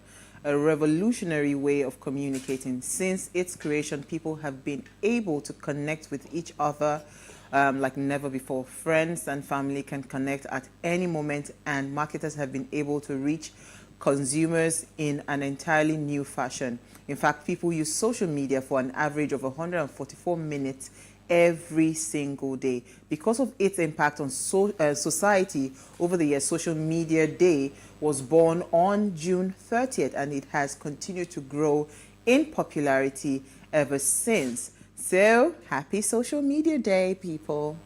Without social media, we will not be knowing what is happening in people's bedrooms now, because now any little thing that happens before the person downstairs in your house, inside your living room, before the other person will find out what happened in your bedroom, the whole world has found out what happens in your bedroom. Social media, I don't understand. Like, can we just live? It's not the same anymore. Can we just what? My sister said that you that were bugaing on social media. See, but you see, I've limited my social media. Really? Yes. I'm not aware. I'm not aware. I'm not. So when I have limited social media. I don't know about you. When she said that people in their bedrooms are social media, if a fly flies past, she has talked about it's going to be on social media. If really, it was me. So you know what? Why I do that? I want to keep the monitoring spirit monitoring. Really? Because you know that people don't even know half. Nonetheless. On my WhatsApp status is when I'm the social media. That's my social media. You know. But you see, you say you want to make me your case study. No problem. I'll give you what to be praying about. Your artists have become your prayer point. I keep people busy. I keep you on the edge. You know. I keep it flavored. Really? Yes. Flavored. What flavoring is that? It's a plethora. It's a potpourri of flavors. Plus you, plus your monetary spirit, all of you will be. All right. Yeah. Oh my God. All right. So Isi is back with us. Uti is back with us. Hello, ladies. How are you? In quick second, because we've run out of time. There's no time for what's in the news, right? Isi, how are you?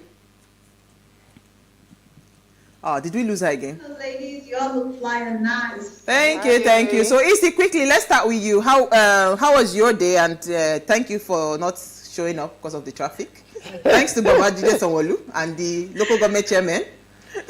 Oh gosh, the traffic was crazy. I can't emphasize on how bad it was. I was stuck in traffic for over 2 hours in one particular area without even going further down the road. So yes, and this is due to bad road that we have in Lagos. A lot of potholes everywhere, basically. Yes, so I would say it was a hectic one for me this morning or this afternoon. Let's quickly run through what we found in the news, because we have a lot of gist today. Oh yeah, quick. Isi, what did you find for us? Okay, our story is still bordered on separation, and while the story of separation is out there, she is also trying to, climb the ladder politically. So it says, amidst the marriage brouhaha, Funke Akindele gets PDP deputy governor nomination, and this is by the PDP. So in this context, the PDP unveiled the list of deputy governors, and her name actually came up as one of the candidate nominees, which will be included in the PDP gubernatorial election as a deputy nominee. So she's a running mate for Dr. Olajide Adeniro, popularly known as Jandor, and like I said, when one door opens or one door closes, another door opens. So while she's going through personal challenges in her marriage, she is flying politically and career-wise. I'm liking this because first it was Tonto DK as deputy governor candidate. Absolutely. It's like the season. It's the season. See, I don't have a problem. Let them just come out. Funke Akindele has about maybe 15. Let me check now. How many million followers on Instagram? So if they can translate that into votes, I know that I've not said it is. I'm saying that they have some level of clout. It just gives that political consciousness. So I'm not about whether them winning. I'm saying that I like the idea that popular celebrities are coming out for elective. Yes, because why? It keeps election top of mind for their followers and a lot of people. So I like the idea. If that can be translated, right? Into votes, but we don't have time, Uti. Keeps it top of mind, or it makes it a joke? It doesn't make it a joke. It doesn't. Really? No, it doesn't. It doesn't. I don't believe it does. But maybe we can bring that topic another day. Yeah. Nobody knows us. If I go say I want to become them, it will not make news. But you see, it keeps top of mind. It means that politics, people start to say, okay, I can pay attention to politics. That's what I feel, though. Norma, you're watching the news. Uti, don't look at me with side eye. No, I'm looking at you with both eyes full on first forwards. But all right. My story is actually our conversation for today. Also, do we just, Yeah, I wanted to draw attention to the fact that JJC actually wrote, sent out the message, and he said something that he had tried several times to have a conversation with Funke. However, she has not responded. So, well, by the time we get into the conversation. Okay, Uti, your story quickly. Well, maybe I come back to PDP with Issy. So my headline says, former Ekiti Governor Fayose dumps his party's candidate Atiku, backs Southern presidency. So a series of tweets. The former governor put out a series of tweets to say that the current president of Nigeria is a two-term northern president, thus implying that it must be a southern presidency in 2023. Nigerians should await details soon. Now, I was a bit confused by the series of tweets that he put out because it was a bit confusing for me. Okay, the tweets went out today, but the story I saw was from today. But the fact is, he's then telling Nigerians to watch this space. I believe that the primary is over. Atiku is their candidate. So I'm not clear on what Nigeria should await details or what we are watching for. Is he implying that the candidate right now is a placeholder? Or I was confused by it because... Well, everybody knows Fayose. Anybody that knows Fayose knows that he has a very soft spot for the APC presidential candidate. That's Asiwaju Ahmed Bola Ahmed, right? So if he's saying watch this space, maybe there are some things, there are some decisions that he would eventually make that, it will be full-blown support for the APC while he's in PDP. But so, again, we are celebrating Social Media Day today. The things you do, they remain to haunt you. 31st of May, to this end, I congratulate Alhaji Atiku Abubakar, our flag bearer, and wish him and our party success in the general election. This was the same person, tweet on the same Twitter handle, on the 31st of May. So, like I said, I read the story and I was confused. That's why I'm talking about it. Perhaps some of our viewers have an answer for me. But well, they will find one for you. So mine is just to point out on this, while we're on this subject of separation, Jaruma, this aphrodisiac seller, she offers her home to actress Chacha because that one too had some issues about separation and all of that. She has offered her home after she announced the end of her own marriage. She says for the second time in 2 years I am here again on social media boldly declaring that I am done with my marriage. That is what the AK Fanny said. So in a reaction, Jaruma now puts and says, when we leave our men, we normally don't have a place to stay. So Chacha, you can stay in one of my houses with your kids before I get a buyer. Sending you love and support. This really came close to home for me, because a lot of times when women stay in toxic relationships is because they do not seem to feel like, okay, there are options where safe homes where they can stay, and all of that till they get their feedback. But I mean, I just thought to mention it because we're going to talk more about that when we come back from the break as we discuss normalizing separation in marriage. Stay with us.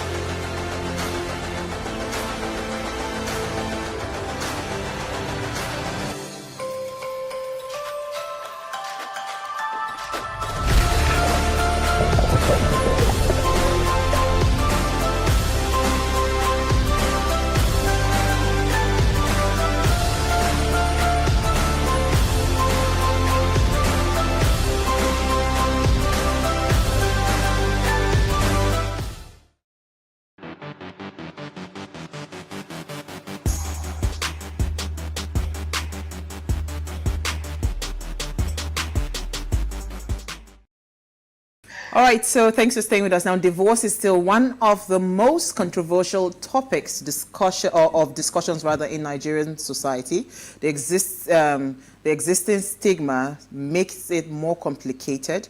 Marriage don't have to makes it more complicated. Marriages don't have to mean staying together till you are dead. Putting an end to a troublesome relationship is always a better option. Let us normalize divorce and stop blaming women for it every time it happens. Now, divorce can completely change your life. The friends that you thought you had might suddenly be ignoring you. Even your co-workers may shun you. It's not common for divorcees to feel lost or unsure of their place in the world after their divorce or separation. And especially if the divorce has been finalized. So how can we begin to normalize separation in marriage? Now, please, let's hear what you have to say. Remember, you can join the conversation. Send us an SMS or WhatsApp to 081-803-84663. You can also tweet at us at WaveShowAfrica1 with the hashtag WaveShow. All right, so this conversation is quite here and there. On one hand, everybody sets out into marriage believing that I can live, we spend the rest of our lives together. We be all this chummy and, live happily ever after, like the Cinderellas have told us in, in their cartoons. But I was listening in on an audio today, and I think there's a huge misconception around that subject of divorce or separation, right? And before you get to full-blown divorce, there has to be like a 2-year period where you then wait, especially in Nigeria. You must be separated for at least 2 years, where they now find out, okay, you are not doing again, or you're not doing again. Then okay, go ahead to start the divorce proceedings.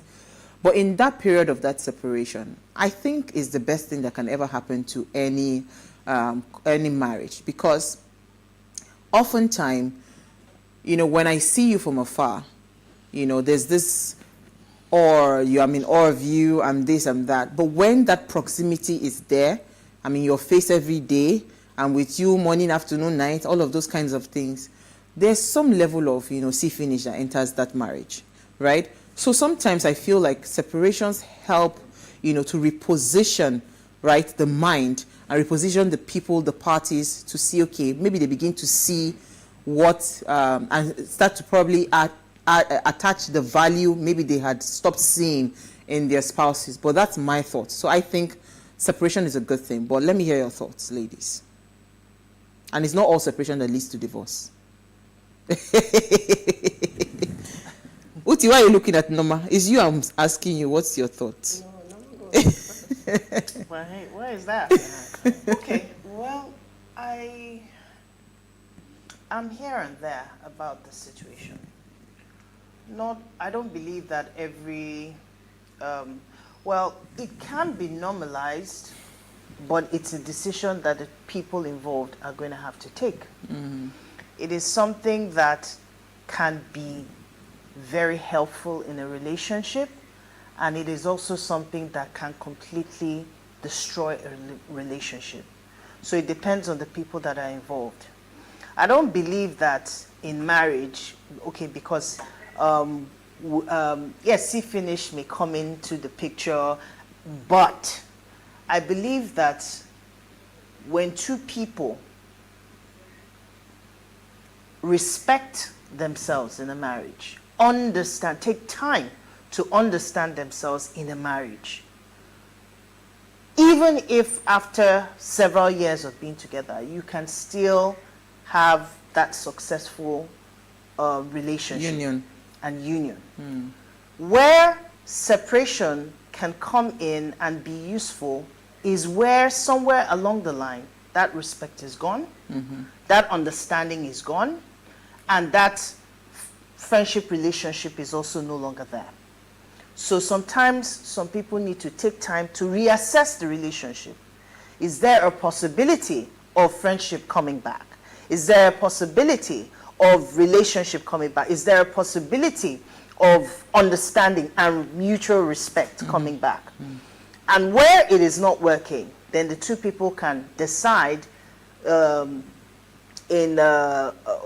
agreement with one another that this is no longer viable and move on with their lives. Where they have assessed and found out that, okay, I still have feelings for this person. We still can work out a relationship. We still can be friends. If we add on or we go back to the things that made it what it used to, the see finish thing that you mentioned, maybe we took ourselves for granted and we have learnt our lessons, we can come back together. So for me, it's about the two people involved. And if the two people that are involved are not mature about the conversation, then it can get very ugly. So normalizing it would be for people who have decided that in the near future, should there be a situation like this, we have that option it is okay. of being able to move on or separate or whatever names that you want to give it. But for me, it's the two people involved that will have to make that decision. Okay. Yeah. Issy. You're ready to talk now. No, if Issy wants to speak, go ahead. Okay. So I Issy, go ahead. Okay, so I think that Norma has given the synopsis of giving us an overview of what it's all about, basically. It's about both parties, two people involved. And I always come back to this. What is the root cause? What's the root cause? What's the foundation? Why did you get married in the first place? And these questions still comes back to were they matured enough to understand what they were getting into? And some people come back to the context that, oh, just in case this happens, we can always go our separate ways. So they have that foundation, basically, that this is not going to last forever, basically. So the foundation is crucial. Why are you getting married in the first place? And in the course of you getting married, I don't think that see finish actually comes into play. Why would I say that? You live with your family. If you live with your family, you get along with your family, you get to quarrel with your family, you get to feel some certain type of way with your family. If that love is actually there, yes, you would have your misunderstanding, but at the same time, you come back together and you live together. But in the case of where it is extreme battery or is extreme disrespect, where there is some sort of emotional abuse or there is some sort of disregard for each other's feelings and they're not matured enough to sit down and talk about it, that is where there is a problem. And there I would say, bail for your life and don't stay back. So yes, it's not a one-size-fits-all for everything, basically, but it is crucial that, we understand that the red flags will come up, but do they have the maturity to handle it? That is crucial for me. Thank you. So separation can be this way or can be that way.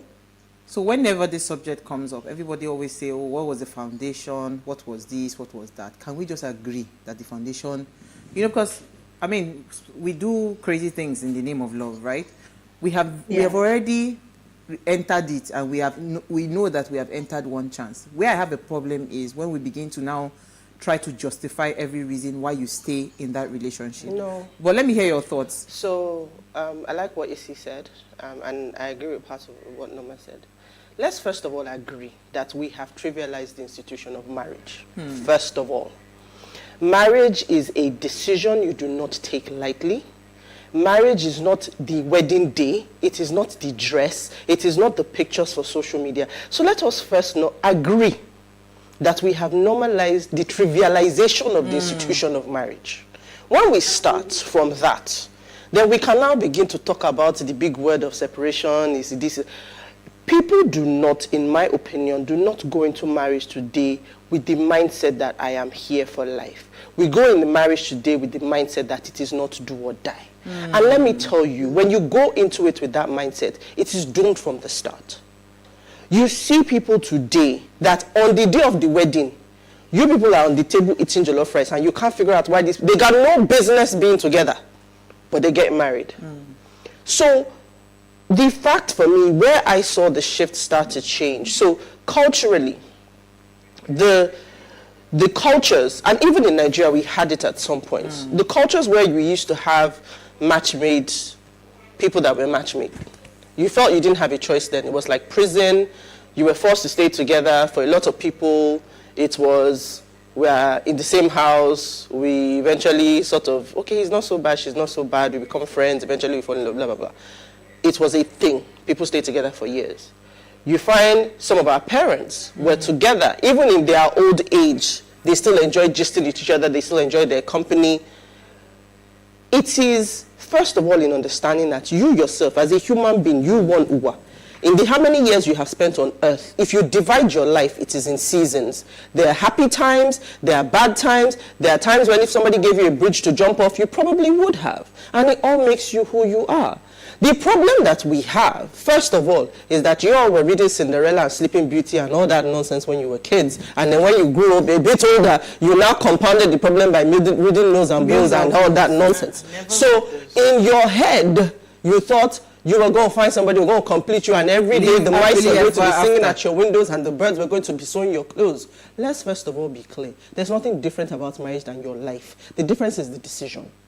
Do you wake up every day and decide that today I choose you? Now let me tell you, for me, I'm not saying that there's no basis for separation. There absolutely is, right?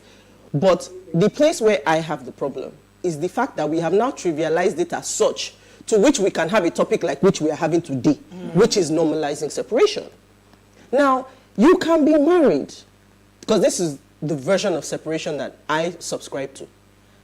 Be married and have a life. You see some women get married and all their friends. So tomorrow when there is drama, they have nowhere to turn. So and you make the man the center of your life. You're married doesn't mean you don't have an identity. You're married doesn't mean every outing, go on holiday by yourself, have a girl's trip, give yourself some time to meet each other. It's very easy to take people for granted when you're around each other at the same time. But it is not, the phrase separation is a very serious term. It is on the way out. How many, I don't have the statistics, but how many separations actually come back? So the fact is, people need to realize that when I go into marriage, it is an active decision. It is not one to be taken lightly for the sake of pictures and social media and a wedding reception. It is not about the dress. You first of all decide to know that, man, this is work. Some days I'm not going to like you. Some days I'm going to want to poison you, in fact. But I'm going to wake up the next day and I'm going to be like, I'm still Mrs. You. So let's be clear that what is the basis for getting married? It is not because, I mean, I remember when I turned 30, that's when I knew that our programming was strong. Because I turned 30 and I literally felt like I fell off a cliff. Like my life was over, I was not married. Hey, God, what is me? Wow. And then one day I just asked myself, Auntie, why is this thing so important to you? Is it for you or is it what you've been... And I realized that the programming, forget, it's not just Africans, it's not some Nigerians. It's Nigerians, it's Africans, it's black women everywhere. This marriage thing, we hold us strong. That no matter how, I love how what's her name called it. Tina Turner's daughter. I forget her first name. Tracy. Yeah. Tracy says it's the curse of marriage. The curse of marriage and carriage. So no matter how successful you are in your life as a black woman, if you have not gotten married and had kids, you have not made it in life. So that's the problem. So because we have this idea that the day I get married, everything in my life will be fine. I remember a friend of mine getting married, and on her the day of her bridal shower, there's this Yoruba song. I'm trying to remember it in my head now, where the translation of the song is like, before this, I didn't think I could do anything good, and this is now I've arrived. And I'm like, come on. Okay. So separate is not normal. It cannot be normal. Can we normalize going into marriage for the right reasons first? No. All right. Let us take a break. I will answer that question when we come back. Stay with us.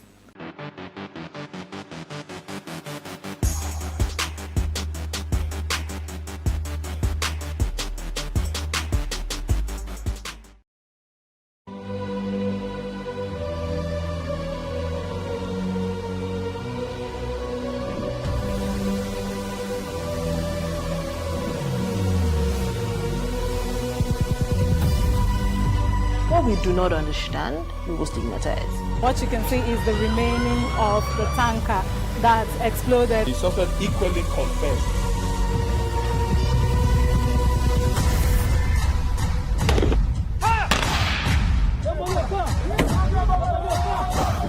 A 500 naira they collect them. If you don't talk, they will beat you. Now 2,500 and they pay.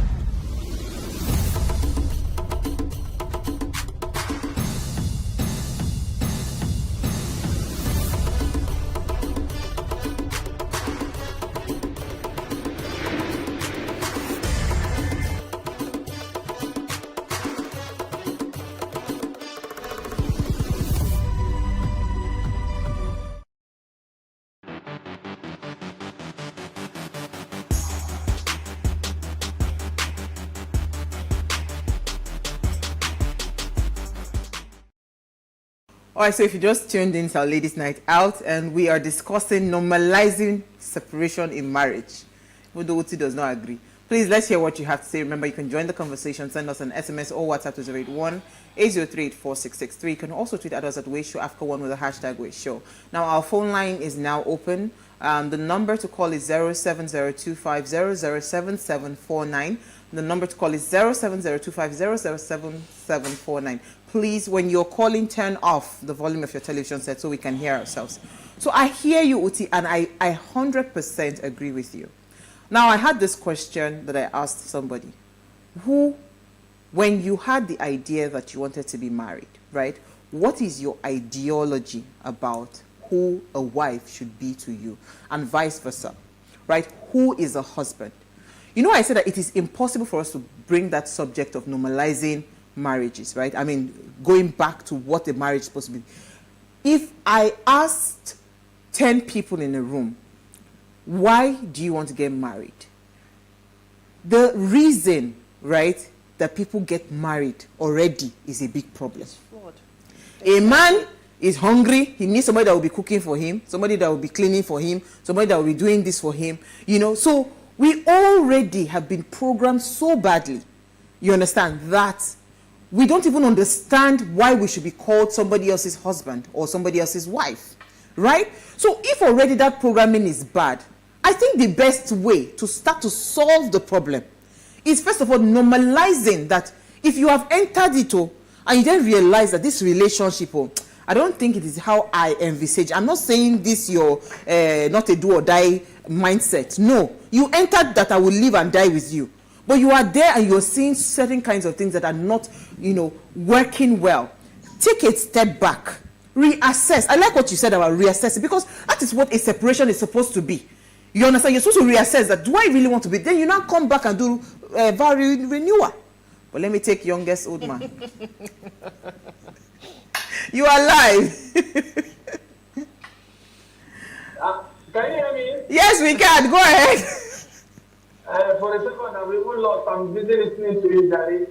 Then you go good for pulpit too. When you throw the words, deep words. Yeah, go ahead. You see, for my own, I am that kind of person that listens from all sides of the contribution, and I try to pick one thing. On the other side, I will contribute. Picking one thing means I've learned one thing, and that side, I'll contribute. So far, so good. I've been married for 17 years. I married very early. I think I married at 23. And when almost everybody that saw us going into that business, me and my wife, I'm just 1 year older than her, they saw us as just 2 years target. We are failing. It's a failure because all of a sudden I was like the underdog there. I was not too financially buoyant. She's the daughter of a big man, and I'm still trying to catch my leg. And I've seen maybe this guy's going in for the father's money. And blah, blah, blah, blah. So people were just kind of, and she too, she's a girl that is from a rich home. So in the next 2 years, she's going to tell me to wash her undies, and I will not really want to do that because anybody that knows me knows I'm somebody that stands for what I believe in. So everybody just throws it on. Somebody told me like that, please, anytime you want to take, when you're out of this one, you want to do now, and let me show you where you take from. It's going to be easier. And I said, okay, fine. When I called my wife, I told her, look, we are not perfect, okay? If we can allow ourselves to learn each other. Because we only dated for, I think, less than a year. And we believe that we need to take it to the next step. And we had a lot of challenges. Let me tell you one thing, I'm not trying to boast. When we had that discussion with my wife, we said, let's practice this thing like business. Every business improves. Let's improve ourselves on a daily basis. Let's not have expectations, but let's have contributions. You don't expect me to be like the other man. I don't expect you to be like the other woman. If the other woman not doing well, tell me why I'm not doing well. If you're not getting it right, I'll check. Then we started understanding this, and I cannot remember that the only time we fought and had words that were not too good was when we had our first son. And we are still learning each other, and some things came. She was having this, what do you call it, PTSD or whatever. Yeah. Post-trauma something. I didn't know about it. So I was so angry with some attitude she was putting on, and it blew up. But later on, I understood, and we came back. We all cried together that night to correct ourselves that this was not supposed to be a project. And today, as I'm telling you now, we cancelled almost more than every month. We cancel at least 2 couples because of the kind of progress that we present. Awesome, and thank you. Currently, we have 5 kids. We are on that hook of bringing in kids, but we learn every day. Even at our age in marriage, we are older than many marriages, but we are still learning. So what people need to understand in marriage is that don't go into marriage with too much expectation. Be open to learn. In fact, let me tell you, you can even learn to the extent of how to brush. You know, for instance, she taught me how to brush, that the bristle of the brush, you have to turn it to the other side to wash your tongue.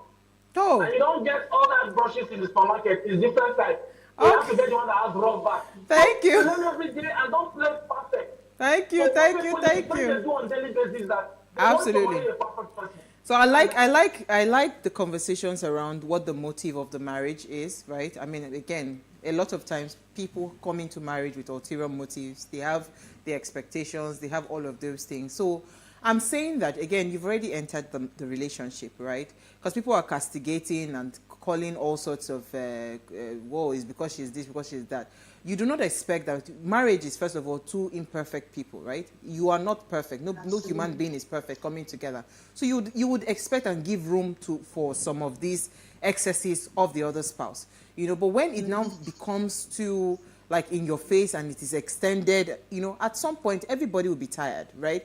It's mutual respect. You should be able to respect the other person enough to be able to at least curb some of these excesses that you have. So if you are seeing that those things are not happening, let us then take a step back. So what I was even saying, Uti, the reason we can't not talk about normalizing separation right now is because over the years, like you rightly said, it's a programming that's happened for decades, right? So how do you expect it to? So we need to get to that point where we now start to look back and say, okay, where did we get? So that when we are entering into this marriage, we're entering with clarity as to these are the things might be going wrong.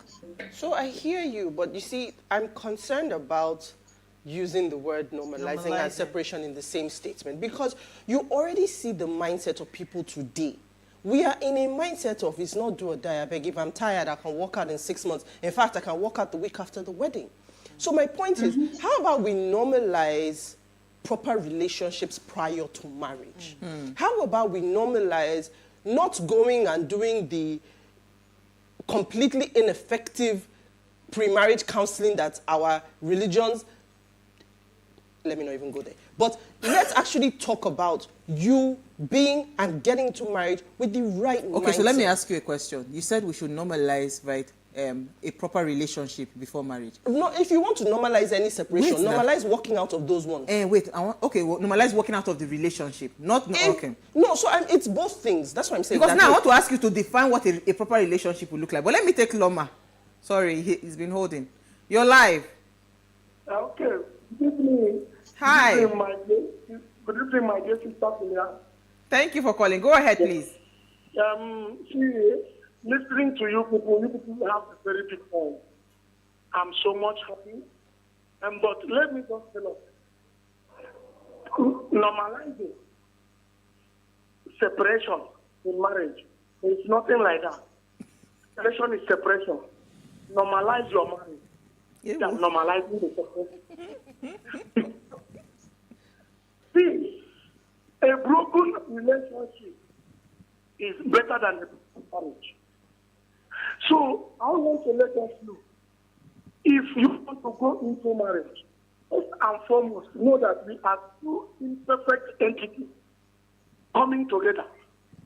I know that I am not worthy. The other person is not worthy. And we are trying to get to perfection. Before you know it, you tolerate each other. But when you tell me, once you are separated, but what happens, you are separated, unless there is divine intervention. If there is no divine intervention, you cannot, even if you say, let us harmonize things, separation is there. And if you have given birth to children, the stigma will remain there forever and ever.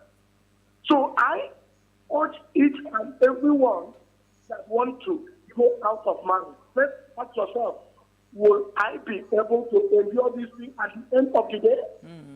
When the answer is no, go back and break off the relationship. Thank you. Thank you so much, Loma. And that was what you were saying. Yeah, go ahead. Yeah. So I mean, it's just for me is let's not normalize the problem, because what it means is that, and that's where I maybe why this topic upsets me so much, is because I see so many people today not wanting to work at their marriage. And I like the part in the story that you picked out. I don't know whether he's spinning a tale or maybe she's tried her own in the end. You know, everybody tells their own part of the story, but I've been trying to talk to her and I'm not able to talk to her. The truth is, let's actually normalize working at relationships. In the absence of violence, abuse, cheating, all the plethora of things that you could name, that you can say, okay, this is my hard no, I can't come back from this. Because even some marriages, a lot of marriages come back from cheating, come back from all of these things. So it's not even impossible. But let's normalize working on healthy relationships. Let's not normalize separation. Let's not normalize I'm getting married for the wrong reasons. It just, what you will end up with, we already have the world or your truth according to you, your truth according to you. Now we want to write marriage according to you. This is an institution. As soon as everywhere goes scatter. Easy. Yeah, you want to say something, Noma? Go ahead. Go ahead. Okay. Yeah, I quite agree with you, AC, because I think a lot of the focus is on what is not going on right. And the effort we put into if it's not working, it's not working, let me... How about channeling that energy differently into actually making things work? And I like the fact that you separated it, because there are just something, and that's why I said earlier, that there are actually some things and some situations that do not warrant separation. Well, let me ask you a question. But people still go ahead to separate because it's an in thing for a lot of people. I have Abdul Malik, but I have a question though. Abdul Malik, you're live. I think we lost. Hello? Are you there? Okay. I had a question, but I lost the question. Do you remember on our last show? Yes. When you said, when we were talking about, I think it was kids, and you said your husband travels a lot. Right. And that when he arrives, you take off. These are people that have figured out what works for them. They don't normalize separation. They're healthy people. No. Let me explain. Let me explain. So let me explain. It's not about separating for trivial reasons, right? But you see, what is... You know, trivial reasons. So that's what is relative. What is trivial to you might mean the world to me. To somebody else. Like me, I like quality time. I like us to gist 2 a.m., 3 a.m. And if you're not available for me to gist with you, it's a valid reason. Do you understand? So that's my point. You can't tell me, right? Again, how will I put it? You like quality time. When you were dating, they were spending time with you or they were not spending time with you. That's what I'm saying now. So what are you saying? They were spending time. That's what I'm saying. Yeah. So my point is, you say it is trivializing. And my point is, you're validating my point. You can't wake up and say, quality time means the world to me, so I'm going to work out of him. What do you think a marriage was? He don't have anything else to do but to sit with you? Come on! Chinedu from Lokoja. I'm crossing my eye. Chinedu, you're alive, oh! My God. The lines are, the lines are jammed. Really? He has nothing to do. We are supposed to be gisting together. Let me explain to you. So quality time is your love language, right? So I didn't say it's all. No, so that's the one we're talking about now. It is important for you to be able to communicate that this thing is a problem for me. But if you have the mindset that it is the way to separation, you are done already. That's the point I'm trying to make. Yeah. Isi, you wanted to say something, please. Isi? Or is she frozen? I totally understand where Uti is coming from. And yes, if you weren't spending, another thing, like I said earlier, foundation to me is everything. It's totally everything. And Nama touched on a valid point when she talked about the friendship between both parties. Well, friendship between both parties. If you're not able to actually communicate and express yourself the way you're supposed to, that will lead to another chaos. Now, Uti stated something about us having to dwell on to resolve the problems, not compound the problem. In this context, what she was trying to express, which I totally agree with her, was that we should work more on growing the marriage or working on the marriage and building the marriage. So youngest old man also made a valid point. Yeah, where he talked about how long he's been married for and the challenges he went through. But that friendship, which I will take from Norma, that friendship which worked for him and his spouse was what took them through. Okay, so let me I saw something online that says rules for separation, that if you do choose to separate, come up with a plan together regarding how, it's not a divorce here, right? Come up with a plan regarding how you both want to deal with the potential reconciliation, right? The time frame, what to tell friends and family, as well as how often you would need to communicate. There are no right answers as long as you both are comfortable with the plan and can agree on what you think is best. You are setting yourself up for an appropriate communication during that separation. You are not enemies, right? Something obviously went wrong. That was why there was a need for a separation. There is a proper way to do it. I've not said leave a marriage. I've not said divorce the person. I'm saying that if somebody gets to that point at a marriage where the person says, I have had it, the person has had it, noni. So we have to then sit down and look at it and say, okay, what is wrong? And then try to fix the situation. A lot of marriages right now are, you know, everybody's just hanging on a thin thread. They will not come out to tell you. Even for the ones that come out to look like they are perfect. And that's why this pressure of wanting to have that perfect persona of husband and wife online, we should even discourage those kinds of things, because that is also part of our problem. Wow. Where we are not able to... Let me take Chinedu from Kwara. I think he's back. You're live. Chinedu, you're live. He's been trying so hard to get the call. Okay, so where you are having that issue, right? So we need to understand that we should start promoting imperfection in marriage. We should start promoting our insecurities. We should start promoting all of those things in marriage. Because now we keep painting a perfect picture. And that's why somebody then sees it as how come this one is not like my own? Me, if I'm not doing it again. Do you understand? Because we're always trying to project that, 30 years in marriage, 40 years. Not one day have I quarreled. That is not a lie. That's not the truth. You have hit the nail on the head. Because, you know, Nigerians or Africans, I don't know how to contextualize that, but a lot of we Africans or Nigerians, let me focus on Nigeria, when we learn things, we learn it very well.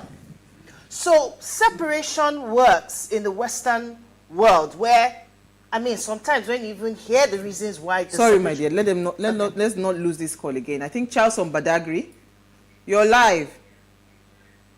Badagry, Lolo. Charles, you're live from Badagry. Is he there? Did we lose it? Hello? Hi, thank you for calling. Yeah, good afternoon, ladies. Quickly. Please, what I want to say in the marriage is that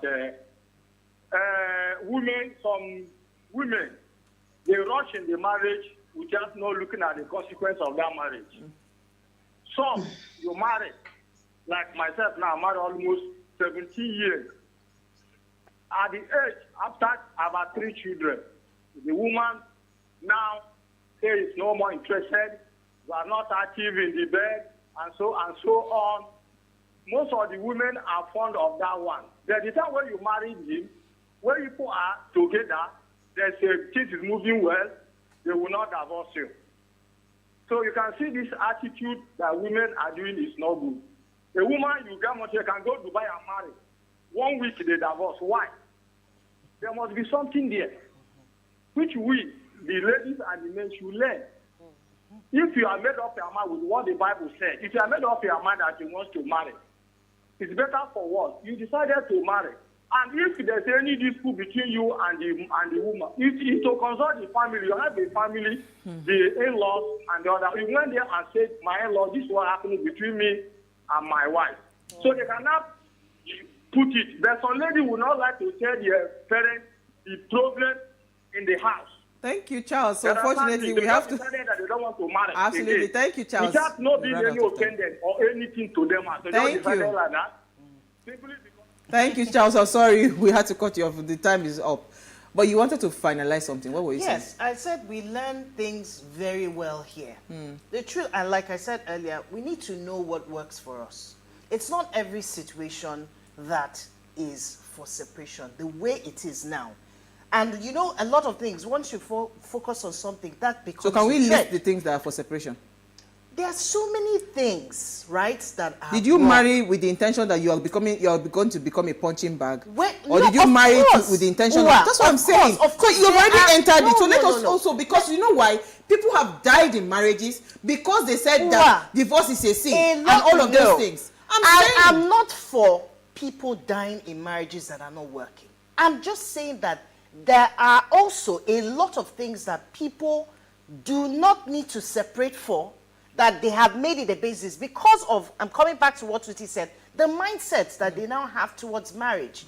And if we focus and channel our energy more on finding out what the problem is, or sowing the seeds or the foundation, so to speak, friendship, respect, where are those things even in the relationship? Yeah, quickly. If they're missing already from we the can only onset, take one comment quickly. or from the onset, then it's going to be a problem. All right, so this is, my dear beautiful sisters of What Are You Saying? #Ways. The topic is normalizing separation in marriage. First, we must know that marriage is a decision to make. Secondly, if both parties don't have any reason to separate, then maturity should step in and that separation should be avoided. Soti hit the nail on the head by saying that marriage is not the wedding day or the wedding dress. If there's a problem of misunderstanding in a marriage counselor should come into the picture to help with the marriage before it crashes. Nice to see you, Uti. We missed you. You're looking beautiful. And okay. Thank you to everyone that tried to call. We apologize. I think we had a bit of jamming in the phone lines. The phones are still jamming. It's ringing in my ear. I can hear it. But thank you so much, ladies. Isi, Uti, Noma, even though she's giving me side eye. Now, before we go, ensure you follow us on Instagram @WaysForAfrica. You can interact with us further. Drop a comment, and more importantly, follow all our engagements on social media. Like, share, invite your families and friends to watch and follow the conversation. I'd like to touch on that counseling thing. We'll do part 2. I'll bring you back. All right. So you disagree on that counseling. Yes. Now, if you missed today's quote, here it is again. You can never know if you've been truly in love until you get separated from your partner at least once. Just try it. We'll see you guys at 8 p.m. We'll come and be today as we bring another great conversation to your screen.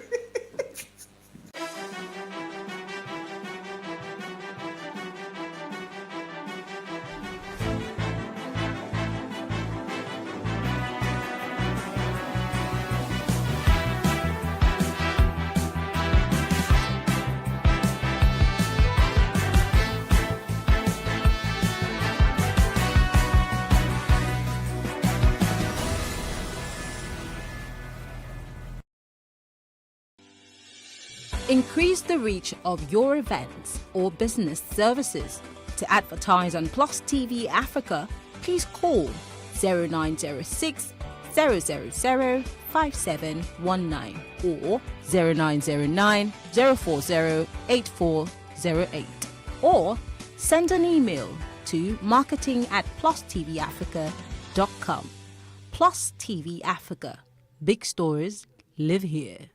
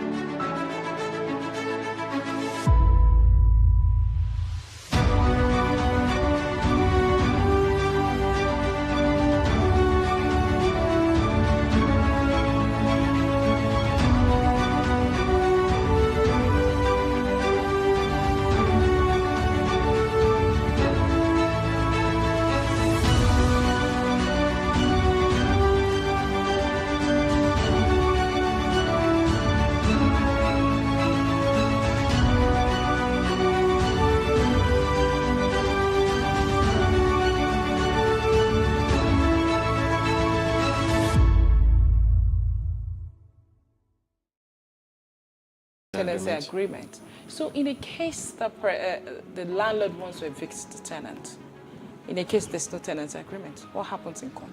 Well, usually what the court will do, or what is expected of the landlord in that situation, is to look at the mode of payment. Number one, it is established, there is no controversy as to the fact that the tenant is a tenant of the landlord, whether or not there is a written tenancy agreement. The fact that there is possession, the tenant is in possession of the premises, and he has made some form of payment, which is rent, to the landlord for the use of the premises, that would create a relationship, a tenancy relationship between the landlord and the tenant. Space and Style, 6:30 p.m. on Saturdays and 5:30 p.m. on Wednesdays.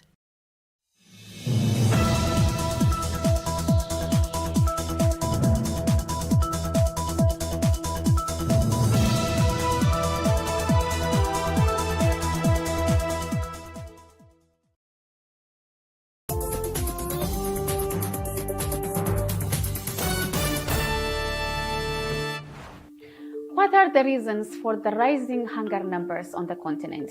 According to the United Nations Food and Agricultural Organization, after a decade of the world making progress in fighting food insecurity, world hunger has increased by more than 20% for people in Africa, and more than 1/3 are undernourished, the highest proportions since 2014 and greater than any other region worldwide.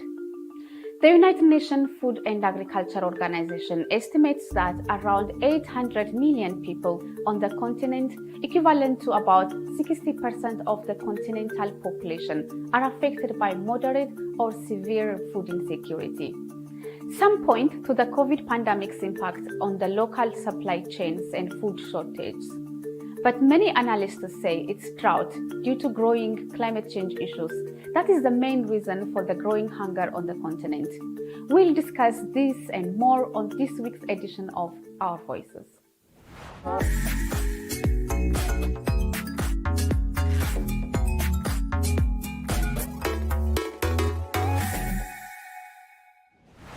Hello, I am Semenya Shekoye and this is Our Voices.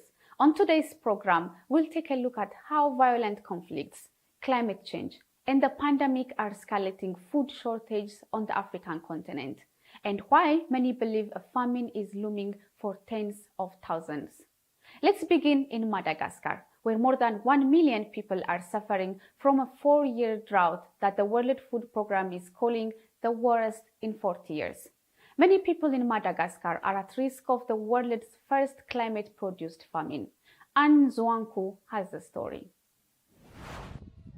Water is precious and rare in southern Madagascar, where rain has not fallen in some areas for years. Farmer and father of 6, Dipens Untobo lost all his crops and animals to the drought, the worst to hit the region in 4 decades.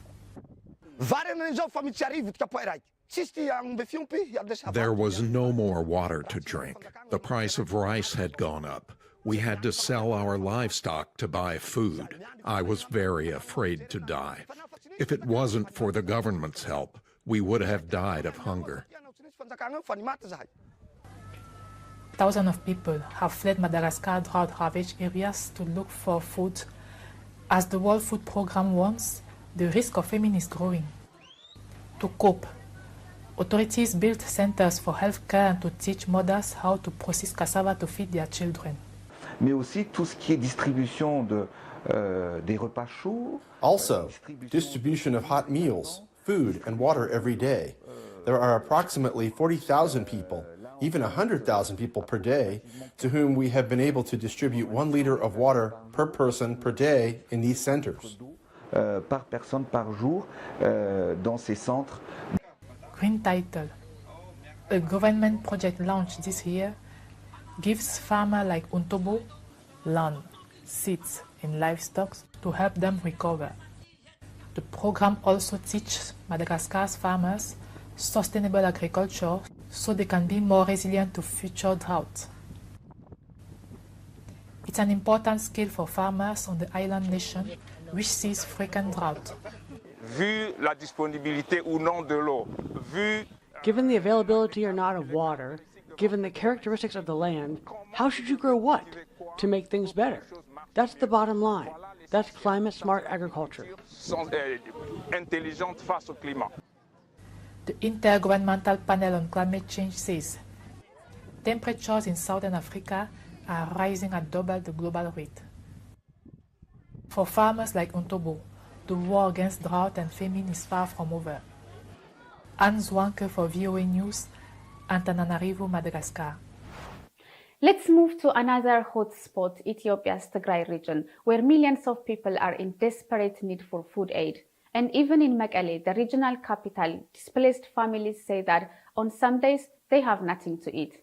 As VOA's Heather Murdoch reports from Mekelle, hunger is only one element of the growing crisis stemming from the conflict in the region.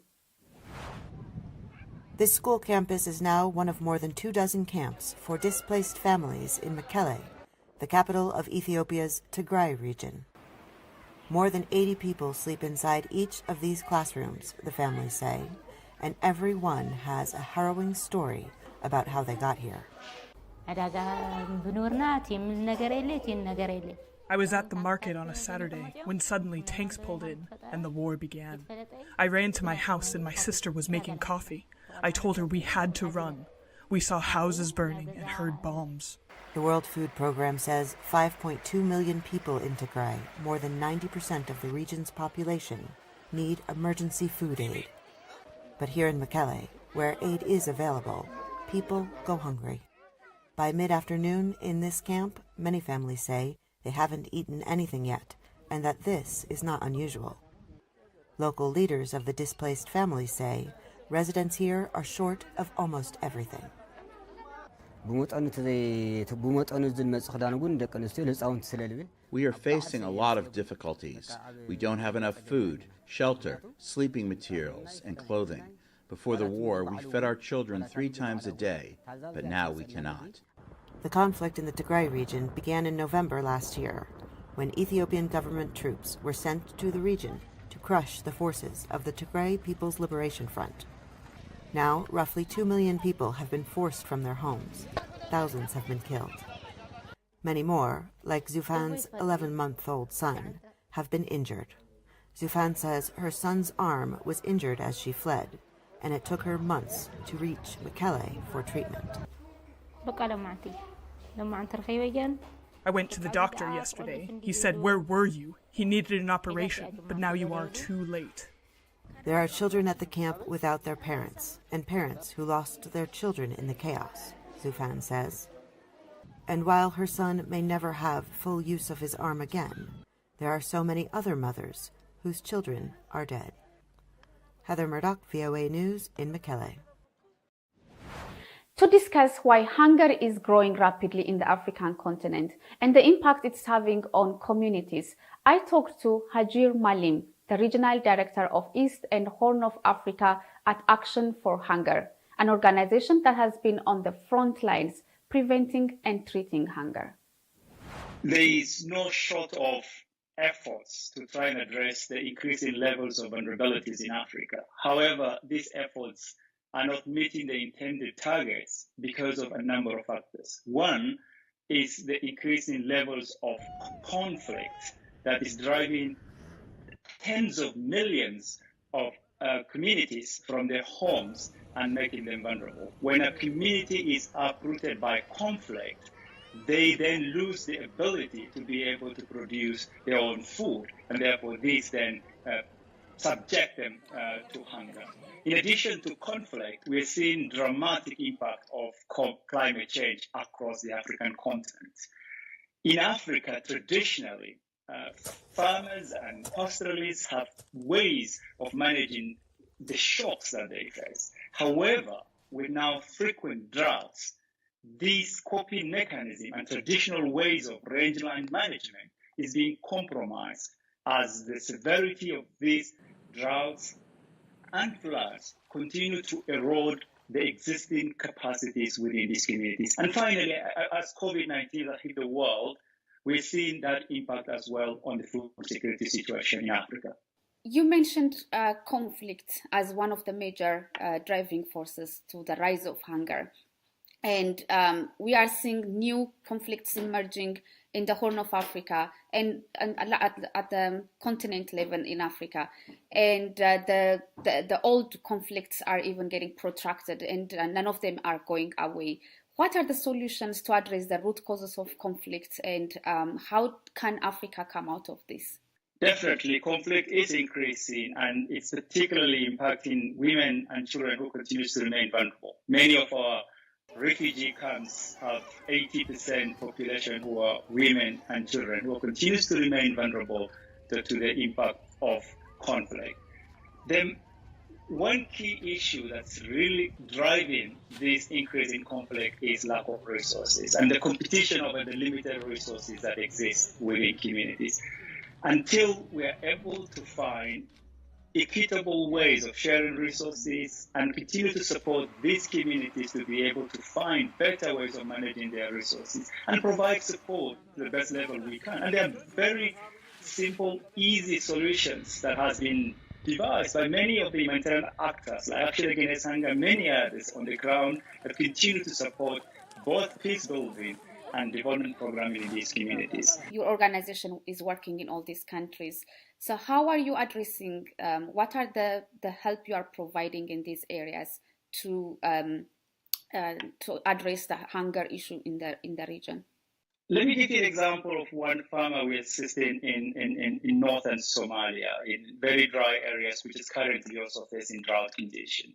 By providing training on good agricultural practices, by giving this particular farmer seeds and tools, and accompanying this farmer to help plant the crops and manage this in a very dry condition, today this particular farmer is able to have a profit of over $1,000 in less than 5 months. $1,000 in Somalia is a significant amount of money that is able to meet the food needs for a household of 6 over a period of 6 months. Addressing hunger issue is more than just delivering food aid, I assume, and it requires supplying medical treatments, nutritional supplements, therapeutic programs. And how is that going at the time of COVID-19 when the world is lacking resources to help? Definitely, COVID-19 had massive impact on household food security. We have seen livestock, which is a key lifeline in many of these communities, have their prices significantly shrunk. And this has exposed many of these communities because inter-country trade, regional trade has been hampered by the restrictions that have been put in place to contain COVID-19. In addition to that, access to healthcare is poor in many of these areas. And women who are the backbone of food production in many of these areas are also impacted as children get malnourished. Mothers continue to suffer from the impact of lack of access to health care. So what we're doing today is to make sure that we reinforce and support government efforts to reach the last mile, deliver essential services, medical services, education services in terms of providing nutritional counseling and support to mothers at all levels, reaching the most vulnerable, the communities that are not reached by other actors on the ground.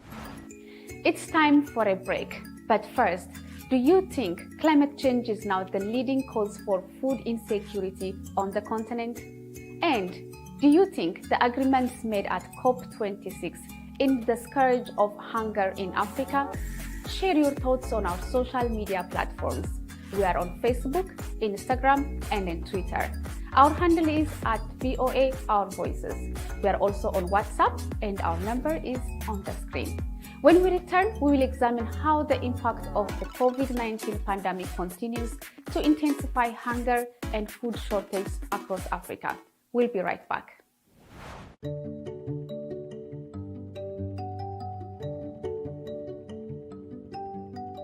This is a country that I chose to become a citizen.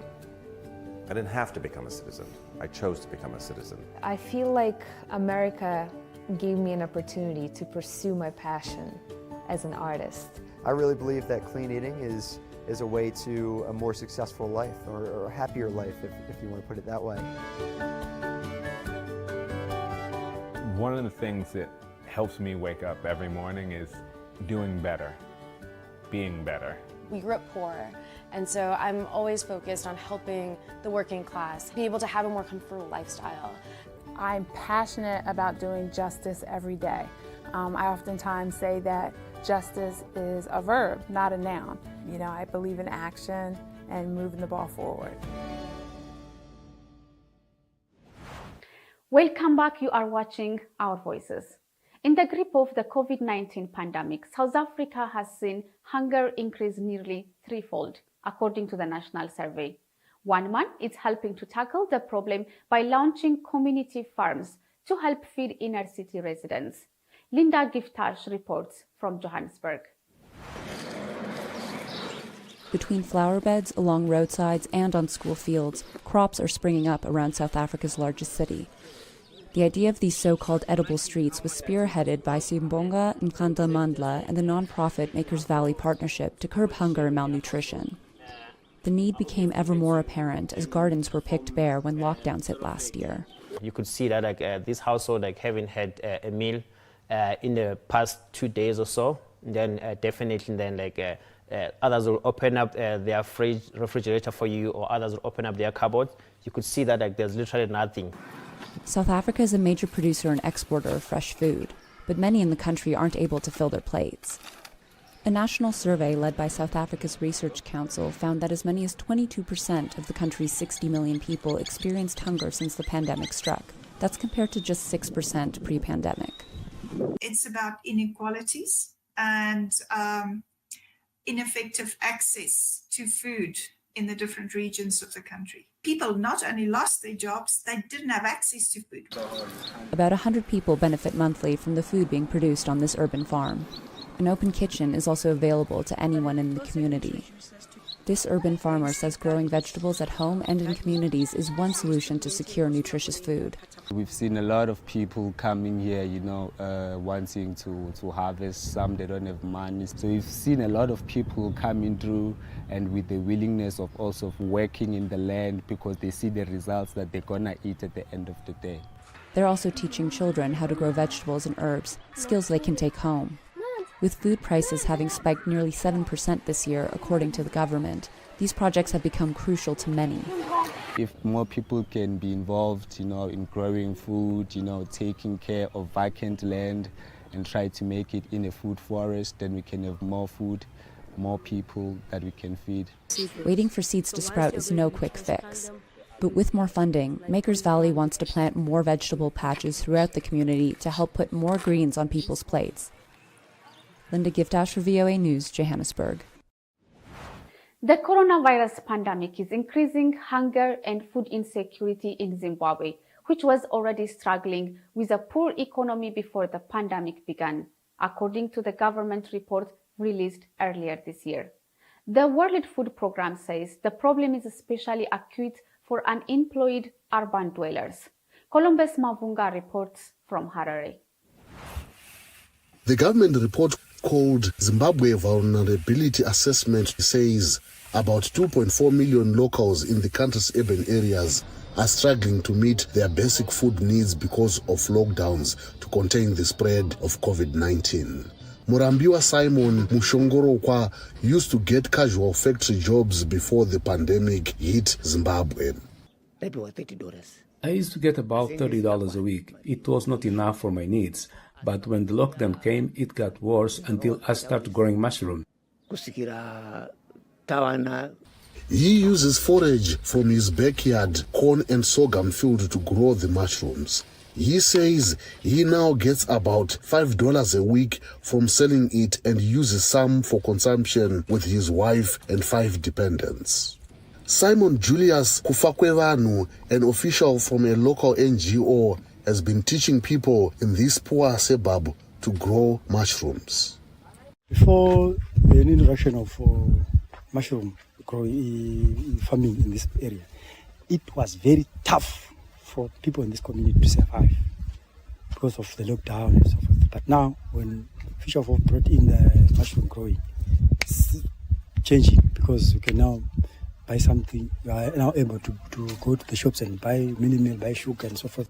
The World Food Programme says it is looking for more ideas and resources to help 550,000 people like Mushongorokwa in urban areas get basic food for survival. COVID-19 has not only wiped lives, it has wiped livelihoods as well.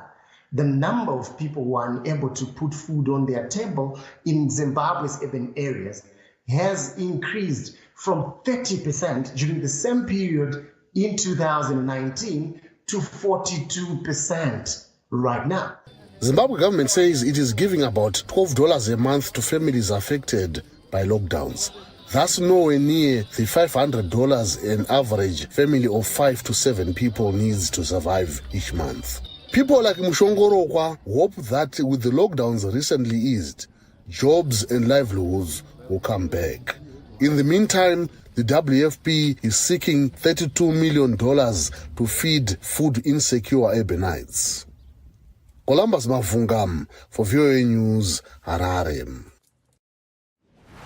It's time for another break. When we come back, we will look at how farmers and entrepreneurs are using innovative technology and techniques to feed the hungry and still grow their business.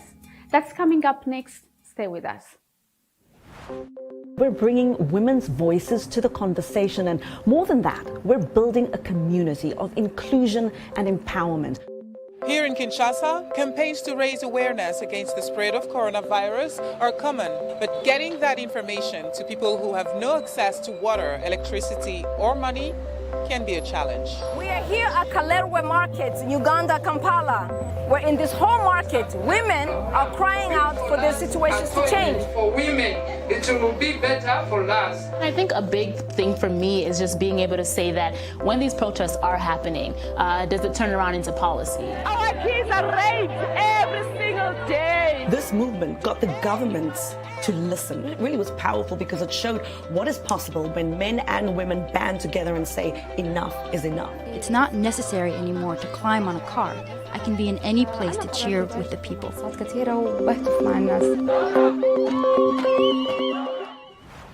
Welcome back, and you are watching Our Voices. Now to Gabon, where more than 50 young people are in agriculture entrepreneurial training. The government's objective is to get them in the fields of market gardening, breeding, food crops, and farm management. They will benefit from financial and land support at the end of this 6 months diploma course.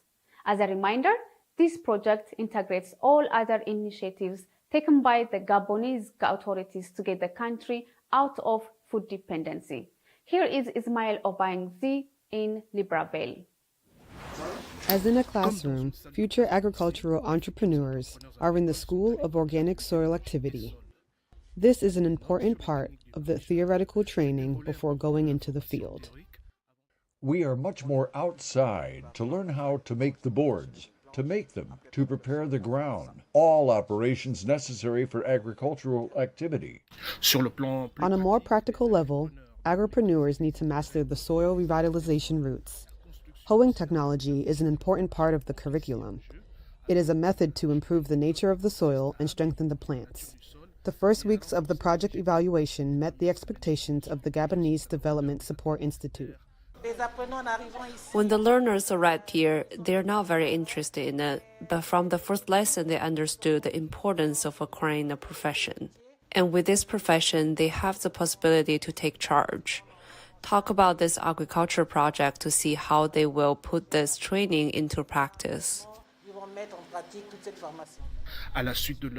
Once the training completes, the students will be a part of the Gabonese Agricultural Achievements Program and the initiatives of the committed nationals to sell their products. My dream is to have a farm. I realize that the agricultural sector, both in Africa and in our country, is a promising sector, and I wanted to participate alongside our government in ensuring that our country is self-sufficient in terms of food.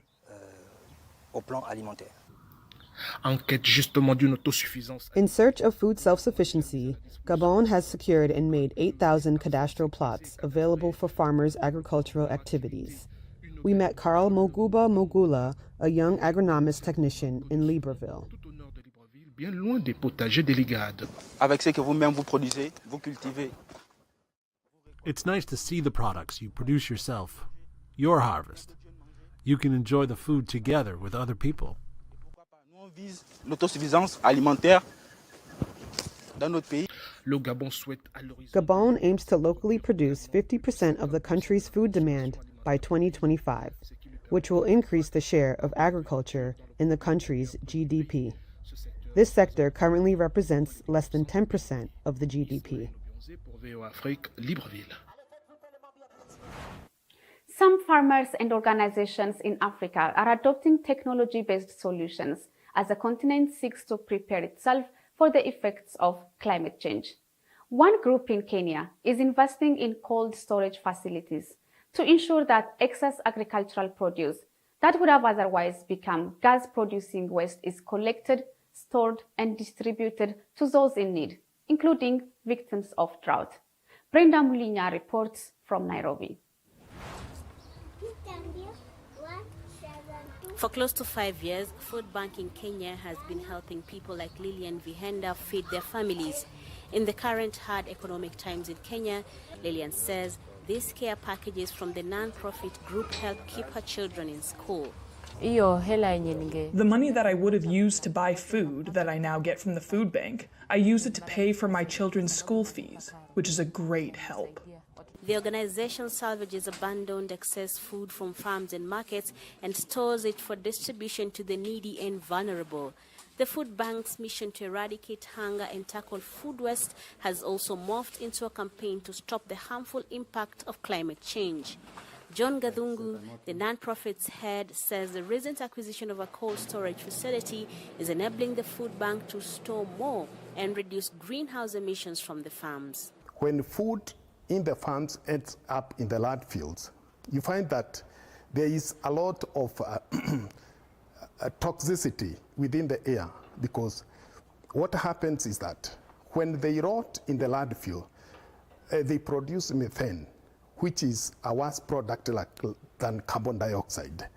And if we curb food wastage, we can be able at least to reduce the amount of of gas that is produced from at least 6 to 8%. Smart agriculture and technological advances will be key to helping Africa adapt and mitigate climate change impacts, says analyst Winnie Haimba. Agricultural technologies that also ensure that you have reduced emissions, CO2 emissions, carbon dioxide emissions, methane emissions, and so on, which are all greenhouse gases, are really, really important. So I need of these technologies, and then also the capacity to be able to apply these technologies. But technology requires funding, and that remains a challenge.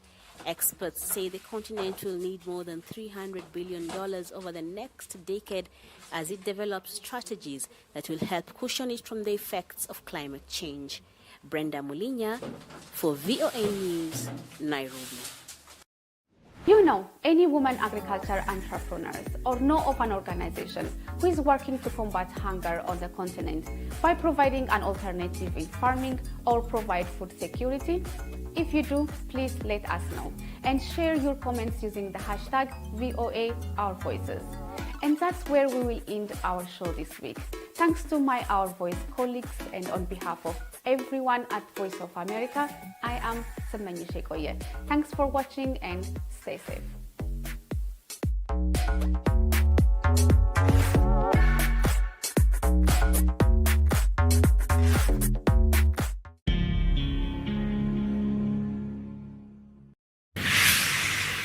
So what are the top decisions that the United States considers necessary that Nigeria must take? I like to think of my interactions as conversations, not interviews. And that's why I say asking questions is both an art and a science. Everyone says in Islam you are allowed to have 4 wives. Is it mandatory? The right question enables answers that educate, inform, clarify, and help you, the viewer, to better understand the issue before making up your mind. Our goal is to reduce from 10 to 2 days the time it takes to register businesses in Nigeria. Join me every week on this station, PlusTvAfrica, and gain exclusive access to my conversations. I'm Angela Ajitumobi. Increase the reach of your events or business services. To advertise on PlusTvAfrica, please call 0906 000 5719 or 0909 040 8408, or send an email to marketing@PlusTvAfrica.com. Plus TV Africa. Big stories live here.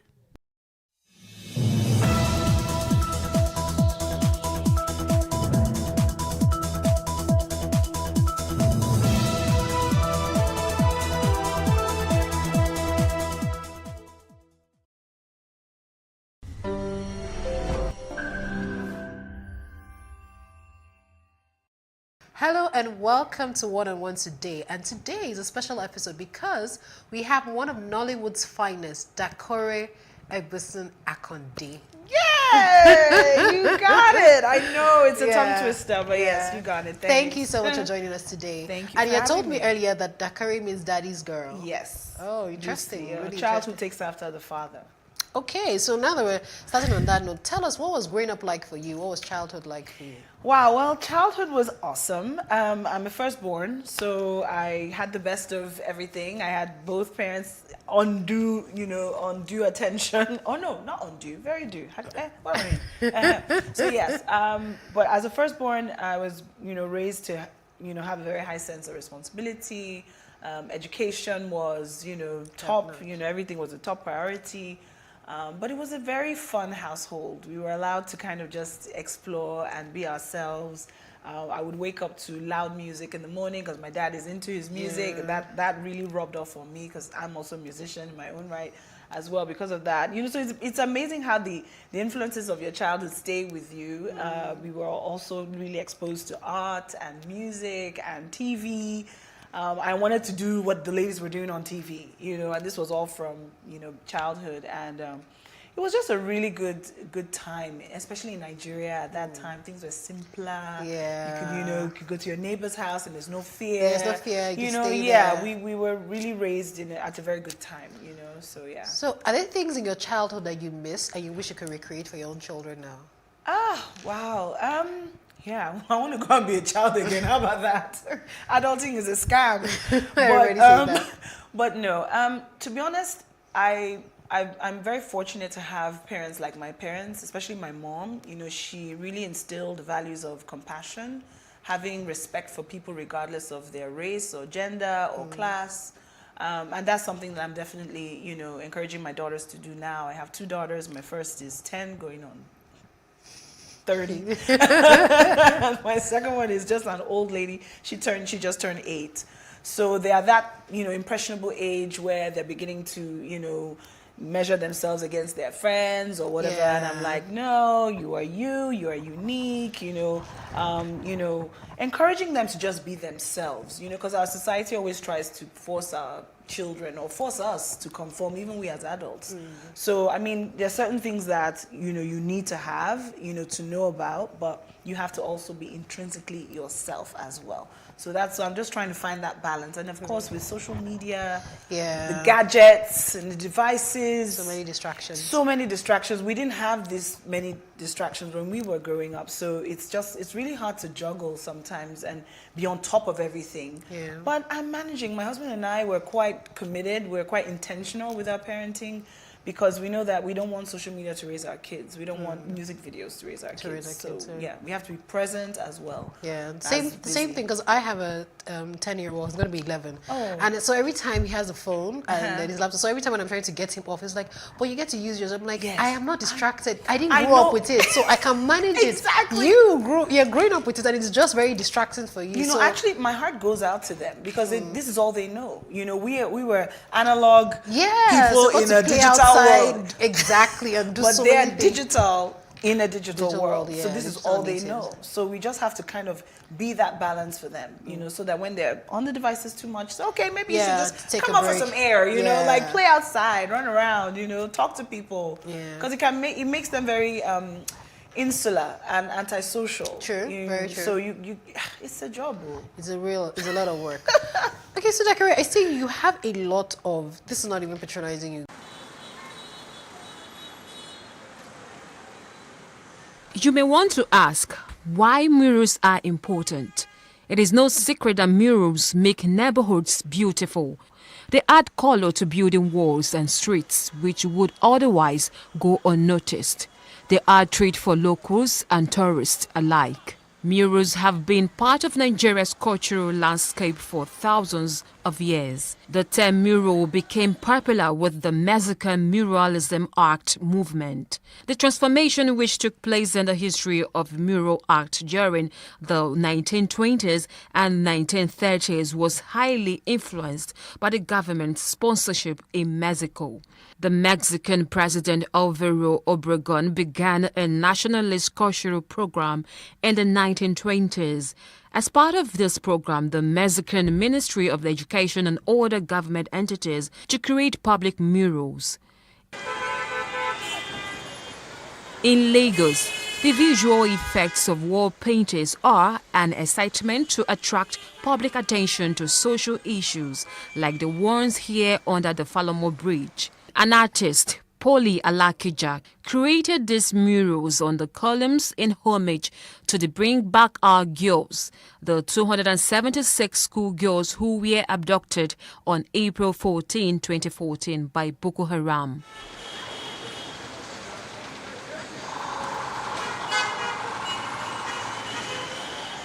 We speak to an artist, Ebenezer Omole, a 34-year-old who started off as a child and has been painting for many years.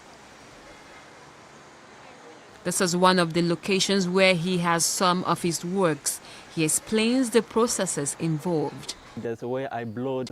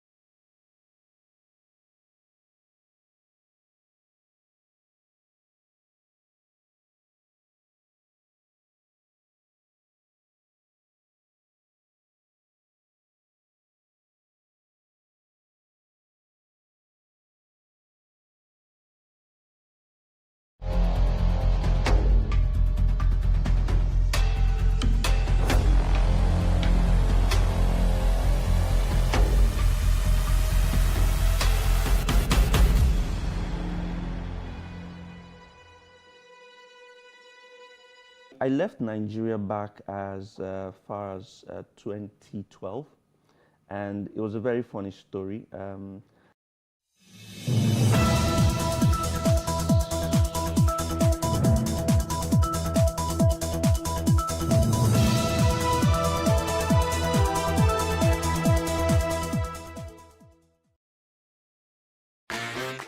Hello and welcome to Space and Style, a property show designed to connect various stakeholders across the property value chain. We can also provide realistic solutions and deepen your knowledge about the interesting world of real estate. We shall showcase architectural design, interior design trends, lifestyle and real-time property news updates, and the right way to navigate through property development and investment. Join me every week on this channel as I take you through an exciting journey in the world of real estate.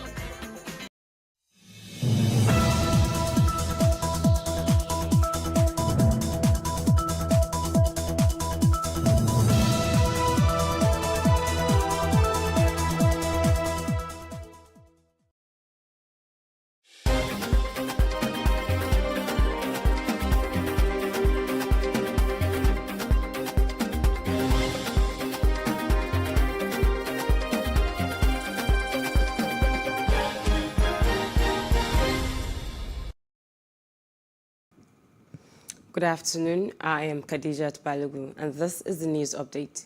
We apologize for coming behind schedule. Nigeria's President Muhammadu Buhari has noted that the social media has become a double-edged sword and that its negative application had made some countries adopt stringent measures against the users. A statement by the Senior Special Assistant on Media and Publicity to the President, Garba Shehu, said Buhari made the comment at a meeting with representatives of Nigerians in Portugal and at a joint news conference with his Portuguese counterpart, Marcela Rebelo de Sousa.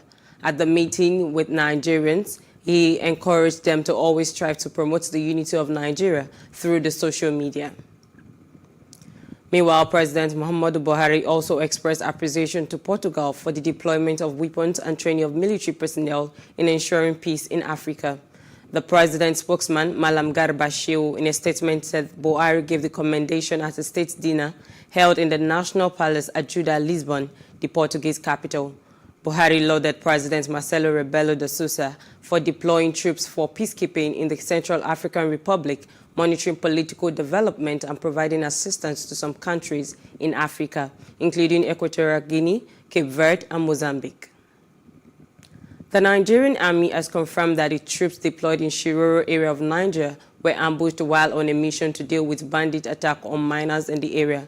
The Director of Army Public Relations, Brigadier General Onyema Nwachukwu, in a statement said that the number of personnel paid the supreme price in the ambush that occurred on Wednesday. Nwachukwu said the troops had responded to a distress call of bandit attack on people operating a mining site and ran into an ambush staged by the criminal element on their way to the location, losing a number of personnel in the fierce firefights that ensued. The Independent National Electoral Commission has insisted on the July 15 deadline it set for the submission of the list of governorship and House of Assembly candidates by political parties. The deadline was set in line with the timetable and schedule of activities for the 2023 elections by the electoral umpire. It cautioned political parties that conducted valid governorship and House of Assembly primaries to adhere strictly to the timetable as the nomination portal was shut down at 6 p.m. on July the 15th. Meanwhile, the Nigerian Union of Teachers has urged the federal government to allocate 20% of the annual national budget to the education sector, saying that this would enable the nation to recover the learning it has lost and ensure restoration of quality education. The union said this could be achieved if the government adopt a progressive and efficient tax collection processes to generate resources. NUT National President Audu Amba said this in Abuja at a global response workshop on privatization and commercialization of education in the country, organized by NUT in partnership with Education International and Frederick Ebert Stiftung. And in Ondo State, the state government has said it will continue to encourage gender mainstreaming through inclusion of women in governance. Special advisor to Ondo State Governor on Gender, Olamide Falano, disclosed at a 3-day workshop on gender mainstreaming and development of gender policy in partnership with Action Aid Nigeria in Akure, the state capital. She said the training is designed to enhance gender-responsive planning, budgeting, and implementation process, while she congratulated the participants for being part of a global trend on gender awareness. Hence, the training will equip them for tasks ahead. Policies actually give focus to whatever we do as a state, and that's why the gender policy is going to benefit on those. It's going to be a bankable policy, one that would ensure that we are able to give focus to the gender activities and give focus to the development and trajectory to the gender arm of government in the state. So it's also going to bring us lots of benefits. They are now a change agent.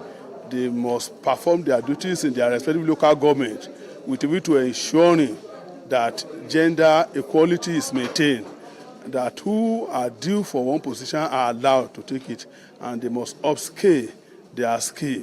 This one will have done some quick analysis of the gender issues in the state, and then their skills in gender mainstreaming is also enhanced, and then their capacity to be able to promote gender equity and equality is also improved. These three major, because in the development of policy and implementation, you are measuring two things: the CAP, knowledge, attitude, and practice, and then the skills of the staff of government. And now we move on to outside Africa. The president of EU executive has told the country's parliament that Ukraine now has a very clear European perspective, but the road to EU membership will take time and require hard work. EU leaders last week granted Ukraine candidate status to join the bloc, formally opening a process that is expected to take years before it becomes a member of the Union that now comprises of 27 countries. In a speech by video linked to the Ukrainian Assembly, Ursula von der Leyen underlined the progress made by the country in its path toward EU membership while it defends itself against Russia's invasion. So today is first and foremost a moment to celebrate this historic milestone, a victory of determination and resolve, and a victory for the whole movement that started 8 years ago on the Maidan. Your European path and the reconstruction of the country will go hand in hand. Ukraine will be in the lead. Massive investments will have to come. But to maximize their impact and to foster business confidence, investments will have to be coupled with a new wave of reforms. So today I come here with a very simple message. There's a long road ahead, but Europe will be at your side every step of the way, for as long as it takes, from these dark days of war until the moment you cross the door that leads into our European Union. And in sport news, the North London club has said that Tottenham Hotspur have signed Brazilian forward Richarlison from Everton on a deal until 2027. Financial details of the transfer were not disclosed, but British media reported Spurs signed the 25-year-old for around £50 million plus, another £10 million in add-ons. Richarlison, who joined Everton in 2018, scored 53 goals for the Merseyside club. His goals towards the end of the 2021-2022 season were crucial for Everton as they finished 16th and retained their status as a Premier League team. And that's the news update. For more stories, please follow us on our Facebook, Twitter, and Instagram.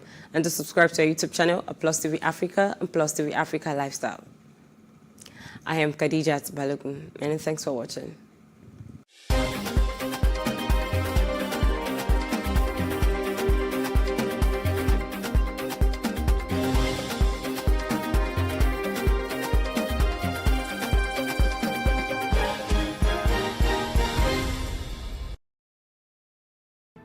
There is no voting on social media.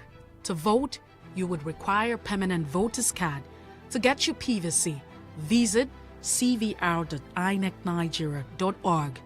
Create your account with a valid email address and start the registration process. An activation link will be sent to you. Click on the link and activate your account. Fill out the form, pick and submit a convenient date and time for your biometrics. Print the application slip, which should have your QR code. On the appointed date, go to the nearest INEC office for your biometric capturing. Thereafter, you will get a registration slip to pick your permanent voter's card when ready. Get your PVC today. This message is from PlusTvAfrica.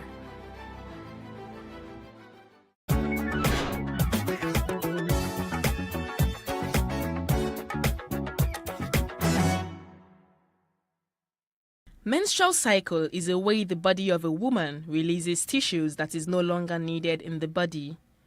Every month, the body of a woman prepares for pregnancy. The lining of the uterus gets thicker as preparation for nurturing the fertilized egg. There are 4 phases of the menstrual cycle, which is menstruation, the follicular phase, ovulation, and the luteal phase. Common menstrual problems include heavy or painful periods and premenstrual syndrome, PMS. In an interview with the family physician, Dr. Nwachukwu Chukwuemeka, he gives a deeper explanation of the menstrual cycle. Menstrual cycle is defined as a time clock within a female or a woman of reproductive age, especially from puberty, where there is a production of the eggs in your ovaries, and then the preparation of the womb to receive this egg, hoping that it will be fertilized, and then the discharge of this egg when it is not fertilized, or the growing of this fertilized egg into a baby. Okay, so now that cycle takes usually a month, and this cycle usually month averagely, so it seems to take 28 days. However, there are variances, so we give a normal phase of plus or minus 7 days, meaning that it could span from 21 days to 35 days. So that's why it varies for women. So the menstrual cycle is the period from the release or the preparation of the eggs in the ovaries to the release of these ovaries down to the womb, and then it is discharged, and you all see it as blood. Dr. Chukwuemeka explains why some women go through pains before or during the cycle, which makes them use hot water bottle to soothe it before they will be relieved for some time. Painful menstruation, which can be described as dysmenorrhea, is possible because, first, during the movement of the eggs, there are lots of hormonal activities, and it has seen first to be either due to the tubes, the contractions of the tubes, especially when you're talking about before the period, especially in ovulation. So there's usually ovulation pain, which is milder than the menstrual pain itself. So the contraction of the fallopian tubes is a milking movement, milking the eggs through the tubes into the ovary. Okay, and then when it gets into the ovary, it stays for approximately 24 hours and then begins to degenerate. Before then, the womb is preparing a space, a bed for this egg to be implanted if it's fertilized. But while it's doing that, it's not implanted. And so that brings me to the stages of the menstrual cycle. So there is the proliferative stage, which is the stage at which there's production of many things. And then there's a secretory phase, which is the phase where the egg is expecting to, to be fertilized, and then also expecting to either become a baby or it is discarded. All right. So when that happens and this egg is not fertilized, the uterus begins to contract in order to expel it. That contraction is usually painful. Imagine your fist very tight, okay, especially for a woman who hasn't given birth before. That's how tight her uterus is, very small and tight, compact. Now within that fist is a slit, a tiny slit that allows for this egg. Now when this fist is going to contract on itself, the pain will be heavy compared to a woman who has given birth before. So there's a lot of space, and contractions, is a little milder. So that's why the painful menstruation gets better with childbirth. Okay, however, that is the typical case. There are atypical cases where the painful feeling increases even with age and childbirth. All right, but majority of the times it gets better in childbirth. So whether the use of the hot bottled waters or the use of drugs, the idea is that you're trying to reduce the level of tension this uterus go through to milk out all the blood, all the mucous layers that it has produced. Doctors advise women to keep the calendar dates to help monitor their menstrual period to ensure balance. However, they are advised to see their physicians when there is an imbalance in the calculation of their menstrual cycle.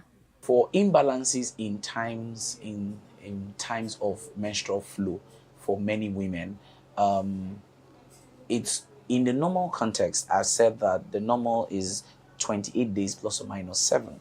Now, what that means is that you have a range from 21 days to 35 days. But ideally, there shouldn't be an excessive gap between the days. So when someone says, I have a 28-day cycle, what that means is it shouldn't exceed some days from that 28 days. When they cannot calculate it, there is an underlying pathology. There's a problem. There are few problems that have been identified or itemized. One of them is when people have pelvic inflammatory disease, things what you call the urinary tract infection or the toilet infection.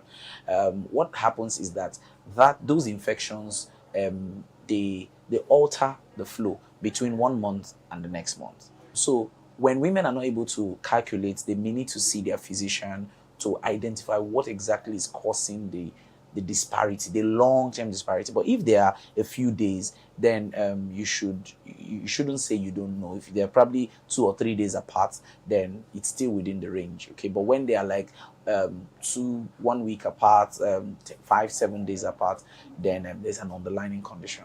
Or when it comes too early, there's an underlying condition. Overaged pain in some women during the menstrual cycle needs to be investigated, and if there is no problem, then it could be a change in their system. Many women feel unbearable menstrual pain at their older ages, which is very atypical from the normal. So the response to such is that they need to be investigated properly. They need to. It's very atypical, and if they're investigated and there is no reason, then they may be let low like that or have some hormonal replacements done for them. But if they're investigated, there are certain things that can be the cause. One of them is, like I said, could be a fibroid. Another could be what we call the endometriosis. Okay, endometriosis is the presence of tissues, uterine tissues in another part of the stomach. So whenever the stomach is beginning to experience that firing impulse, that tissue, wherever it is, it could be in the womb, it could be in the stomach generally, it could be on the broad ligament, that tissue also fires, and then they feel the peppery sensation at that point.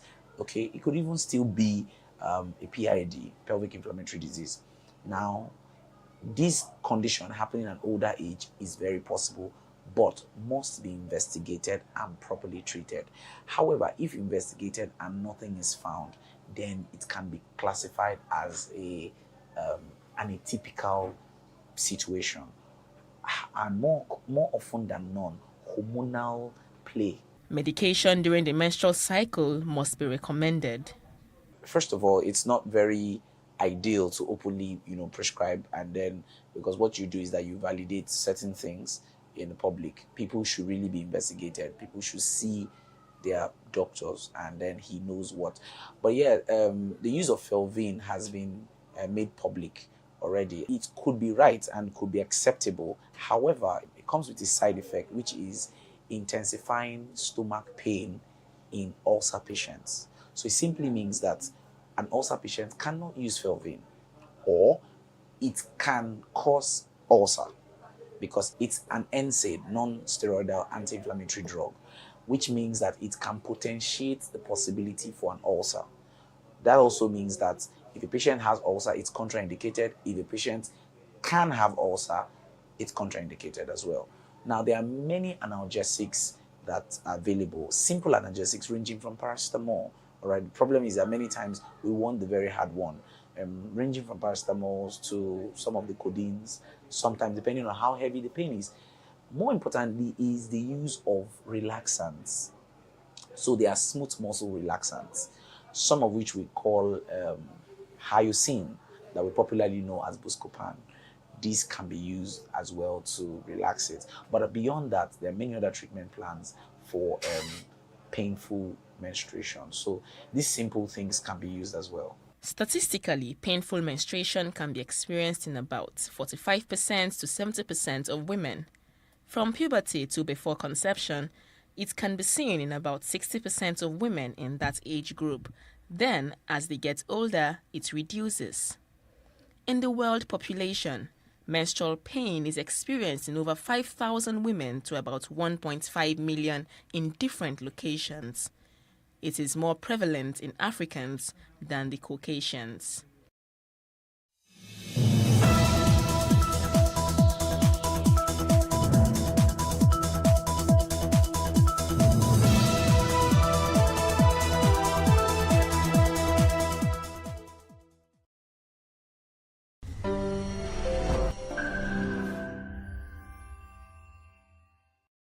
Hello and welcome to One on One today. And today is a special episode because we have one of Nollywood's finest, Dakore Egbison Akonde. Yay! You got it. I know it's a tongue twister, but yes, you got it. Thank you so much for joining us today. Thank you. And you told me earlier that Dakore means daddy's girl. Yes. Oh, interesting. A child who takes after the father. Okay, so now that we're starting on that note, tell us, what was growing up like for you? What was childhood like for you? Wow, well, childhood was awesome. I'm a firstborn, so I had the best of everything. I had both parents undue attention. Oh no, not undue, very due. What do I mean? So yes, but as a firstborn, I was, raised to, have a very high sense of responsibility.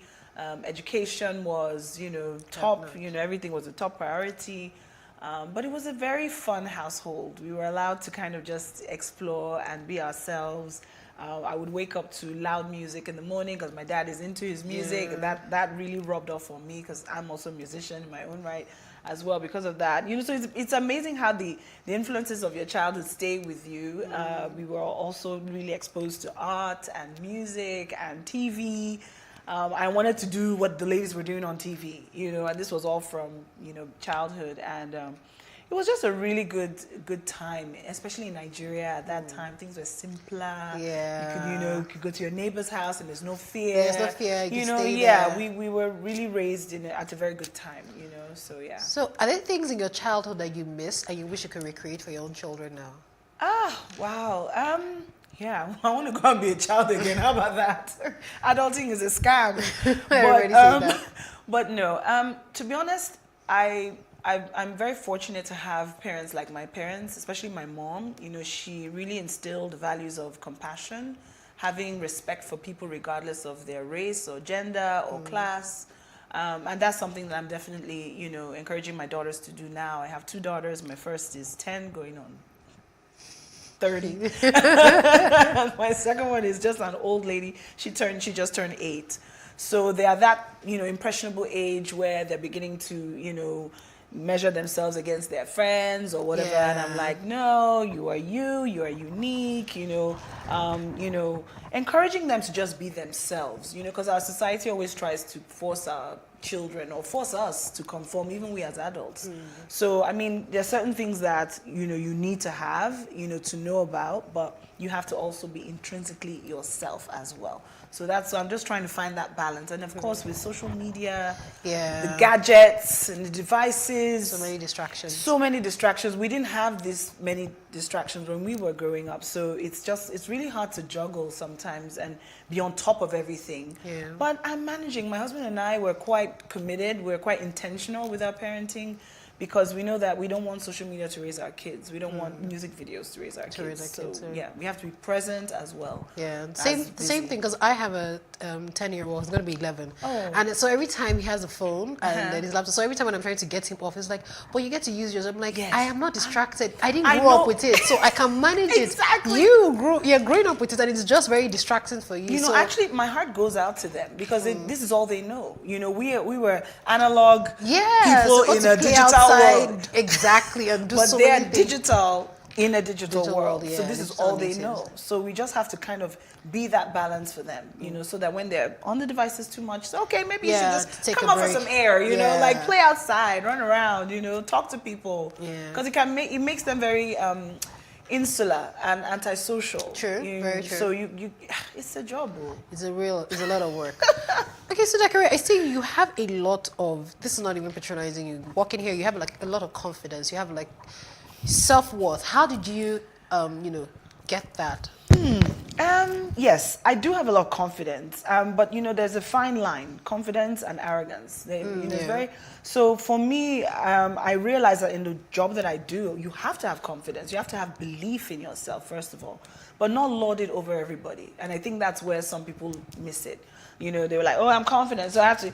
Being confident doesn't mean you have to make everybody else around you feel small. In fact, you're supposed to bring people closer, and of course, people with our job, people already kind of really idolize us and look at us like we're larger than life, but let them know that no, we're all breathing the same air, and this is just me anyway. That's my spirit. I choose to be humble and carry it in a way that isn't threatening. But the thing is, some people will still be threatened regardless, but that's not my fault. At least I'm doing my part, So yeah, but thank you. But yeah, you have to just have confidence in yourself. You have to, because when you're in front of millions of people, you have to just kind of put that self-consciousness. You have to put it somewhere, because as an actor you have to be free. You have to be able to be free. But if you're self-conscious and you're watching yourself, then that's no fun. No fun for you, no fun for the audience.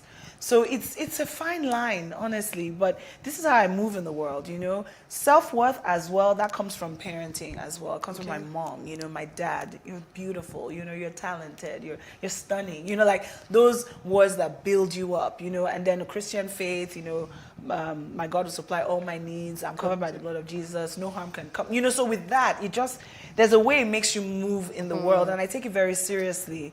So yeah, I think that's kind of where my faith and how I was raised. Yeah. Okay. So let's talk about your acting career, and then your brother is into it now. So I want to compare when you first said you wanted to go into acting. How did your parents react? Well, my parents were not really surprised, because I was always very artistic. We all are, in fact. Myself, my brothers, my sister, they're all very sing, dance, act, do stuff. We're just very expressive. So it wasn't surprising, but I think it was surprising that I chose it to be a life career. My parents thought it would just be a little thing. She's just passing. Yeah, she just loves to sing. She just loves to play the recorder. She just loves to play the piano. She just loves to do ballet, but they didn't realize that this was actually what I was pointing towards. I also wanted to be a doctor. I wanted to be a pediatrician, because I loved kids, and I was a science student as well. Not that type of science student, but a real science student. But then somewhere down the line, physics just started becoming really difficult, so I just what kind of thing is this? I'd planned my whole life. And that's how God just does his thing, doesn't it? It's like, oh, you think you know what you're doing. You think you know what you're doing. Oh, continue. So my mom, again, I must say, she was very supportive. She never said no. She never said, all she said was, don't disgrace me. Okay. Like a typical Nigerian mom. Yeah. Don't disgrace me, but do your thing. My dad, not so much. He was more traditional. And, I understand. At the time, it was hard. I was like, he doesn't want to let me do what I want to do. So that's what I want to ask you now. Now, compare your brother is into acting now. Yeah. Compare that when you got it and when your brother got it. Look, I did all the heavy lifting, okay? Timothy is chilling right now because they've seen that I've done it, and I was able to make a sustainable life out of it, and a successful career. So, of course, they're like, oh, by all means, go for it. So, but I'm first, he's last. So there's almost 10 years between us. So the time, difference has obviously, worked in his favor, and I'm happy for that. That's why we're firstborns. That's why we're supposed to just make way. Make way. Yeah, so that's kind of. All right, we need to take a quick break. Right after this break, the conversation will continue. Stay with us.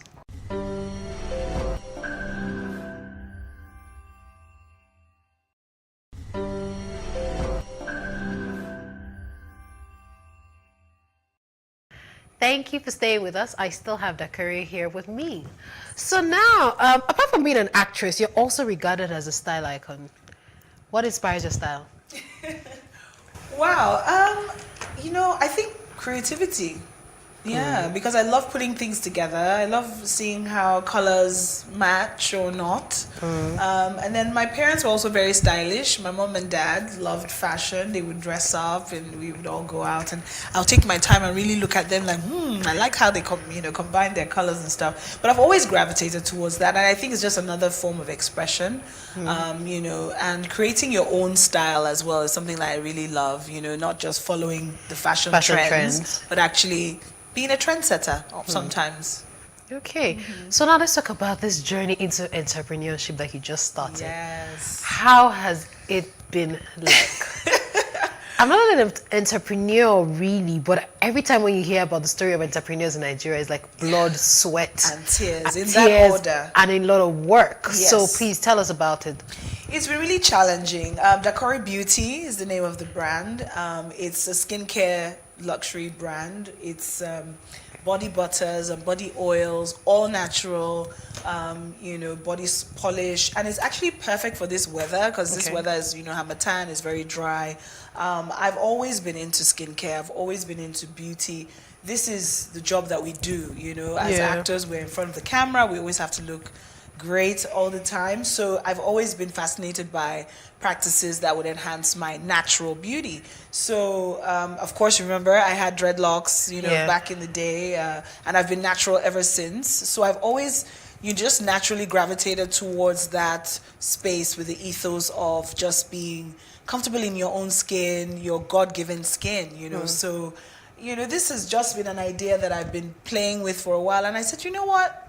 Now's the time, now's a good time. And I think also because I've been fortunate to be brand ambassador for several brands like MTN, Samsung, of course, Too Sure, Amstel Malta. So I've learned a lot about how to, market stuff and learned that people like what I do and what I say. So if I say a product is good, people tend to believe that. And because I also use the products and I've been working with these big companies for such a long time. So I figured, okay, might as well, create something that is really inherently me and, put it out there in the world. So that's what Dakori Beauty is about. For many people, they see influencers influencers, celebrities, like yourself, bring out this product and then they don't really, know anything about it. Just like someone has got to just package it for them and they just bring it to them to just put their name behind it because it will make some money.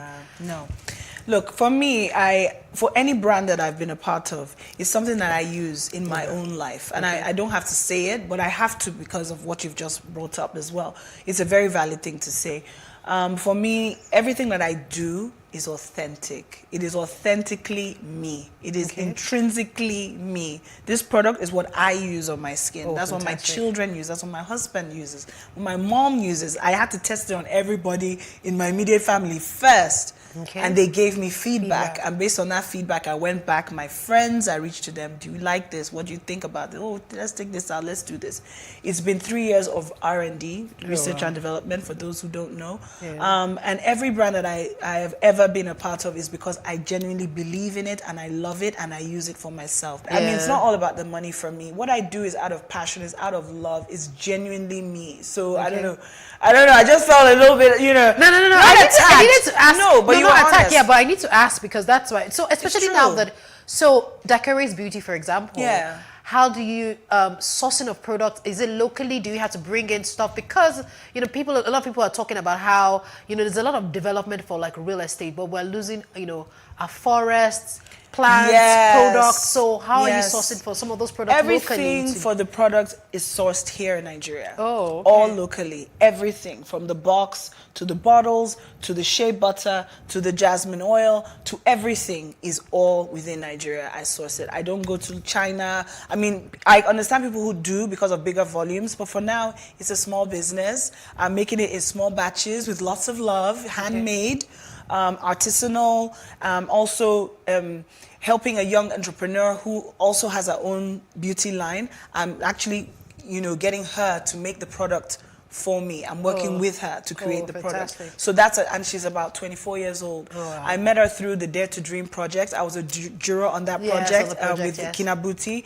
And then I just loved what she was doing. She was so entrepreneurial and stuff. And I was like, okay, I want to do this. Can we collaborate? And that's how I'm making her have more money in her business that she can put in her business. So it's all very much within Nigeria. Also, I'm a juror for the Ethical Fashion Institute. So we're all about sustainability. It's affiliated with the UN. We have an accelerator program for African designers. So I'm also learning about sustainability chains, making sure that everything is above board. I'm infusing a lot of the things that I'm personally passionate about. Like for instance, the box, it's eco-friendly because I care about the environment, climate change, all of these things. So I'm just like pouring in all my little influences and everything that influenced me into the product and into every other thing that I'm doing. Okay. It's all about giving back. It's all about giving back. So and we need to grow the Naira. Yes, we do. We need to create stuff from within. We have so much around us, but we're not taking advantage. We're not taking it because seriously. everybody wants to do the fast thing. It's not the most easy business to do. It's not easy to do any business in Nigeria. It's not easy to do anything in Nigeria because our environment is so toxic. It's so difficult. But we're the most resilient people in the world. We still make things happen. True. Look at our film industry. We're talking about film True, industry. true, It came very from, true. you understand? Yeah. And now it's what's employing so many young people that otherwise, and me, I only got what I've been doing if I wasn't acting. You know what I mean? Yeah. So we are resilient people, and I want to see a Nigeria that we can all be proud of, but we have to be part of it. We have to throw our hats in the ring and do it. Okay. Yeah. Okay, so now, you know, do you get asked this question because your product is a beauty product? Yes. And you know that in this side of the world, everybody wants to be shades lighter. So do you get, you know, questions like, oh, does it make you tall? Does it make me shades lighter? Yes. And how do you handle those questions? I get that a lot, but you know what? I'm just very honest, and I say no. It's going to just enhance your natural beauty. It's going to make your natural melanin pop. I'm not trying to lighten you. I'm not trying to make you feel, because again, I'm a disciple of Fela Anikulapo Kuti, and I love being black. I love being an African brown-skinned woman. I have daughters, and whatever I do, they're watching. So I let them know that, look, I love my skin. You should love the skin you're in. So I always tell people, I'm sorry, oh no, it's not that kind of product, but if you're really into enhancing your natural skin, that's for you, And I think it's important because don't only talk the talk, but walk the walk, Yeah. My products are all natural. Nothing's going to bleach you. It's just going to make you glow from within. Like how I'm glowing. Can you tell? Interesting. So you've really taken some really interesting journeys. So this journey into entrepreneurship, this journey into making your own film, writing and producing. Tell us about that. Yes, Blackout's the name of the film. Blackout with a Q, not a CK. Really, it's just a young woman's journey. It's a coming-of-age story talking about the rise of a young Afrobeat singer and how she has to navigate the world and the things that life throws at her and how she's able to, you just rise above the circumstances that she's found herself in. So yeah. So the journey of writing, have you written a film before? It's been crazy. So how did you get that when working with other writers? Because you were telling me earlier how you had to go across the world. Yes, because I'm trying to make the first crossover film, international crossover film. Yeah. Okay. So of course, if you want to do something different, you have to do things differently. But I know that my root is Nigeria, and the story is based in Nigeria. So I worked with Nigerian writers first, and then I went to LA because I kind of have two lives. I live in LA sometimes of the year. So I've been exposed to meeting a lot of writers and everything, and then I got an African-American writer to write, that part so that we could have. Well, that's a wrap for today. I hope you enjoyed the events on today's show. Remember, if you want to showcase your events to the world, Plus Events is the place for you. Please follow us on our Facebook, Twitter, and Instagram. And Instagram account, please. All right. So yeah, it's really exciting. We had a principal photography last year in November. It's currently being it's in post-production at the moment, being edited and all the other things. So I'm actually seeing the first draft this week. So I'm really excited to see what comes out. But then I also got really amazing cast members. My brother Timini is in it. Tinamba is in it. Ike Chukwu, Jim Ike. And there's some special appearances by some musicians of now in the film as well. It's really like I'm making it like our own A Star Is Born. Oh, yeah, wow. That's kind of the closest thing I would say to it. But it's really exciting, writing, producing, co-executive producing. Shout out to Nigeria Breweries for also supporting us. One Africa Films, who are my co-producers, and my management. So yeah, it took a lot of blood, sweat, and tears, because making a film in Nigeria is really difficult. But we love what we do. I love what I do. And I wanted to just ascend a little bit. After a while, you do the same thing. And then you start, okay, what's next? What's next for me? But I didn't want to do it because everybody else is doing it. I'm doing it because it's the right time for me. And I feel like this is a story that I couldn't sleep until I made it. So now that I've made it, I can sleep a little bit. A little bit. Okay. Yeah. Thank you for that. So let's talk about the Nigerian film industry. Yeah. It's grown well. Yes. some of our films are getting a lot of recognition abroad, and then with the arrival of some streaming platforms like Netflix in Nigeria, so a lot of films. But what do you think we need to focus, what are some of the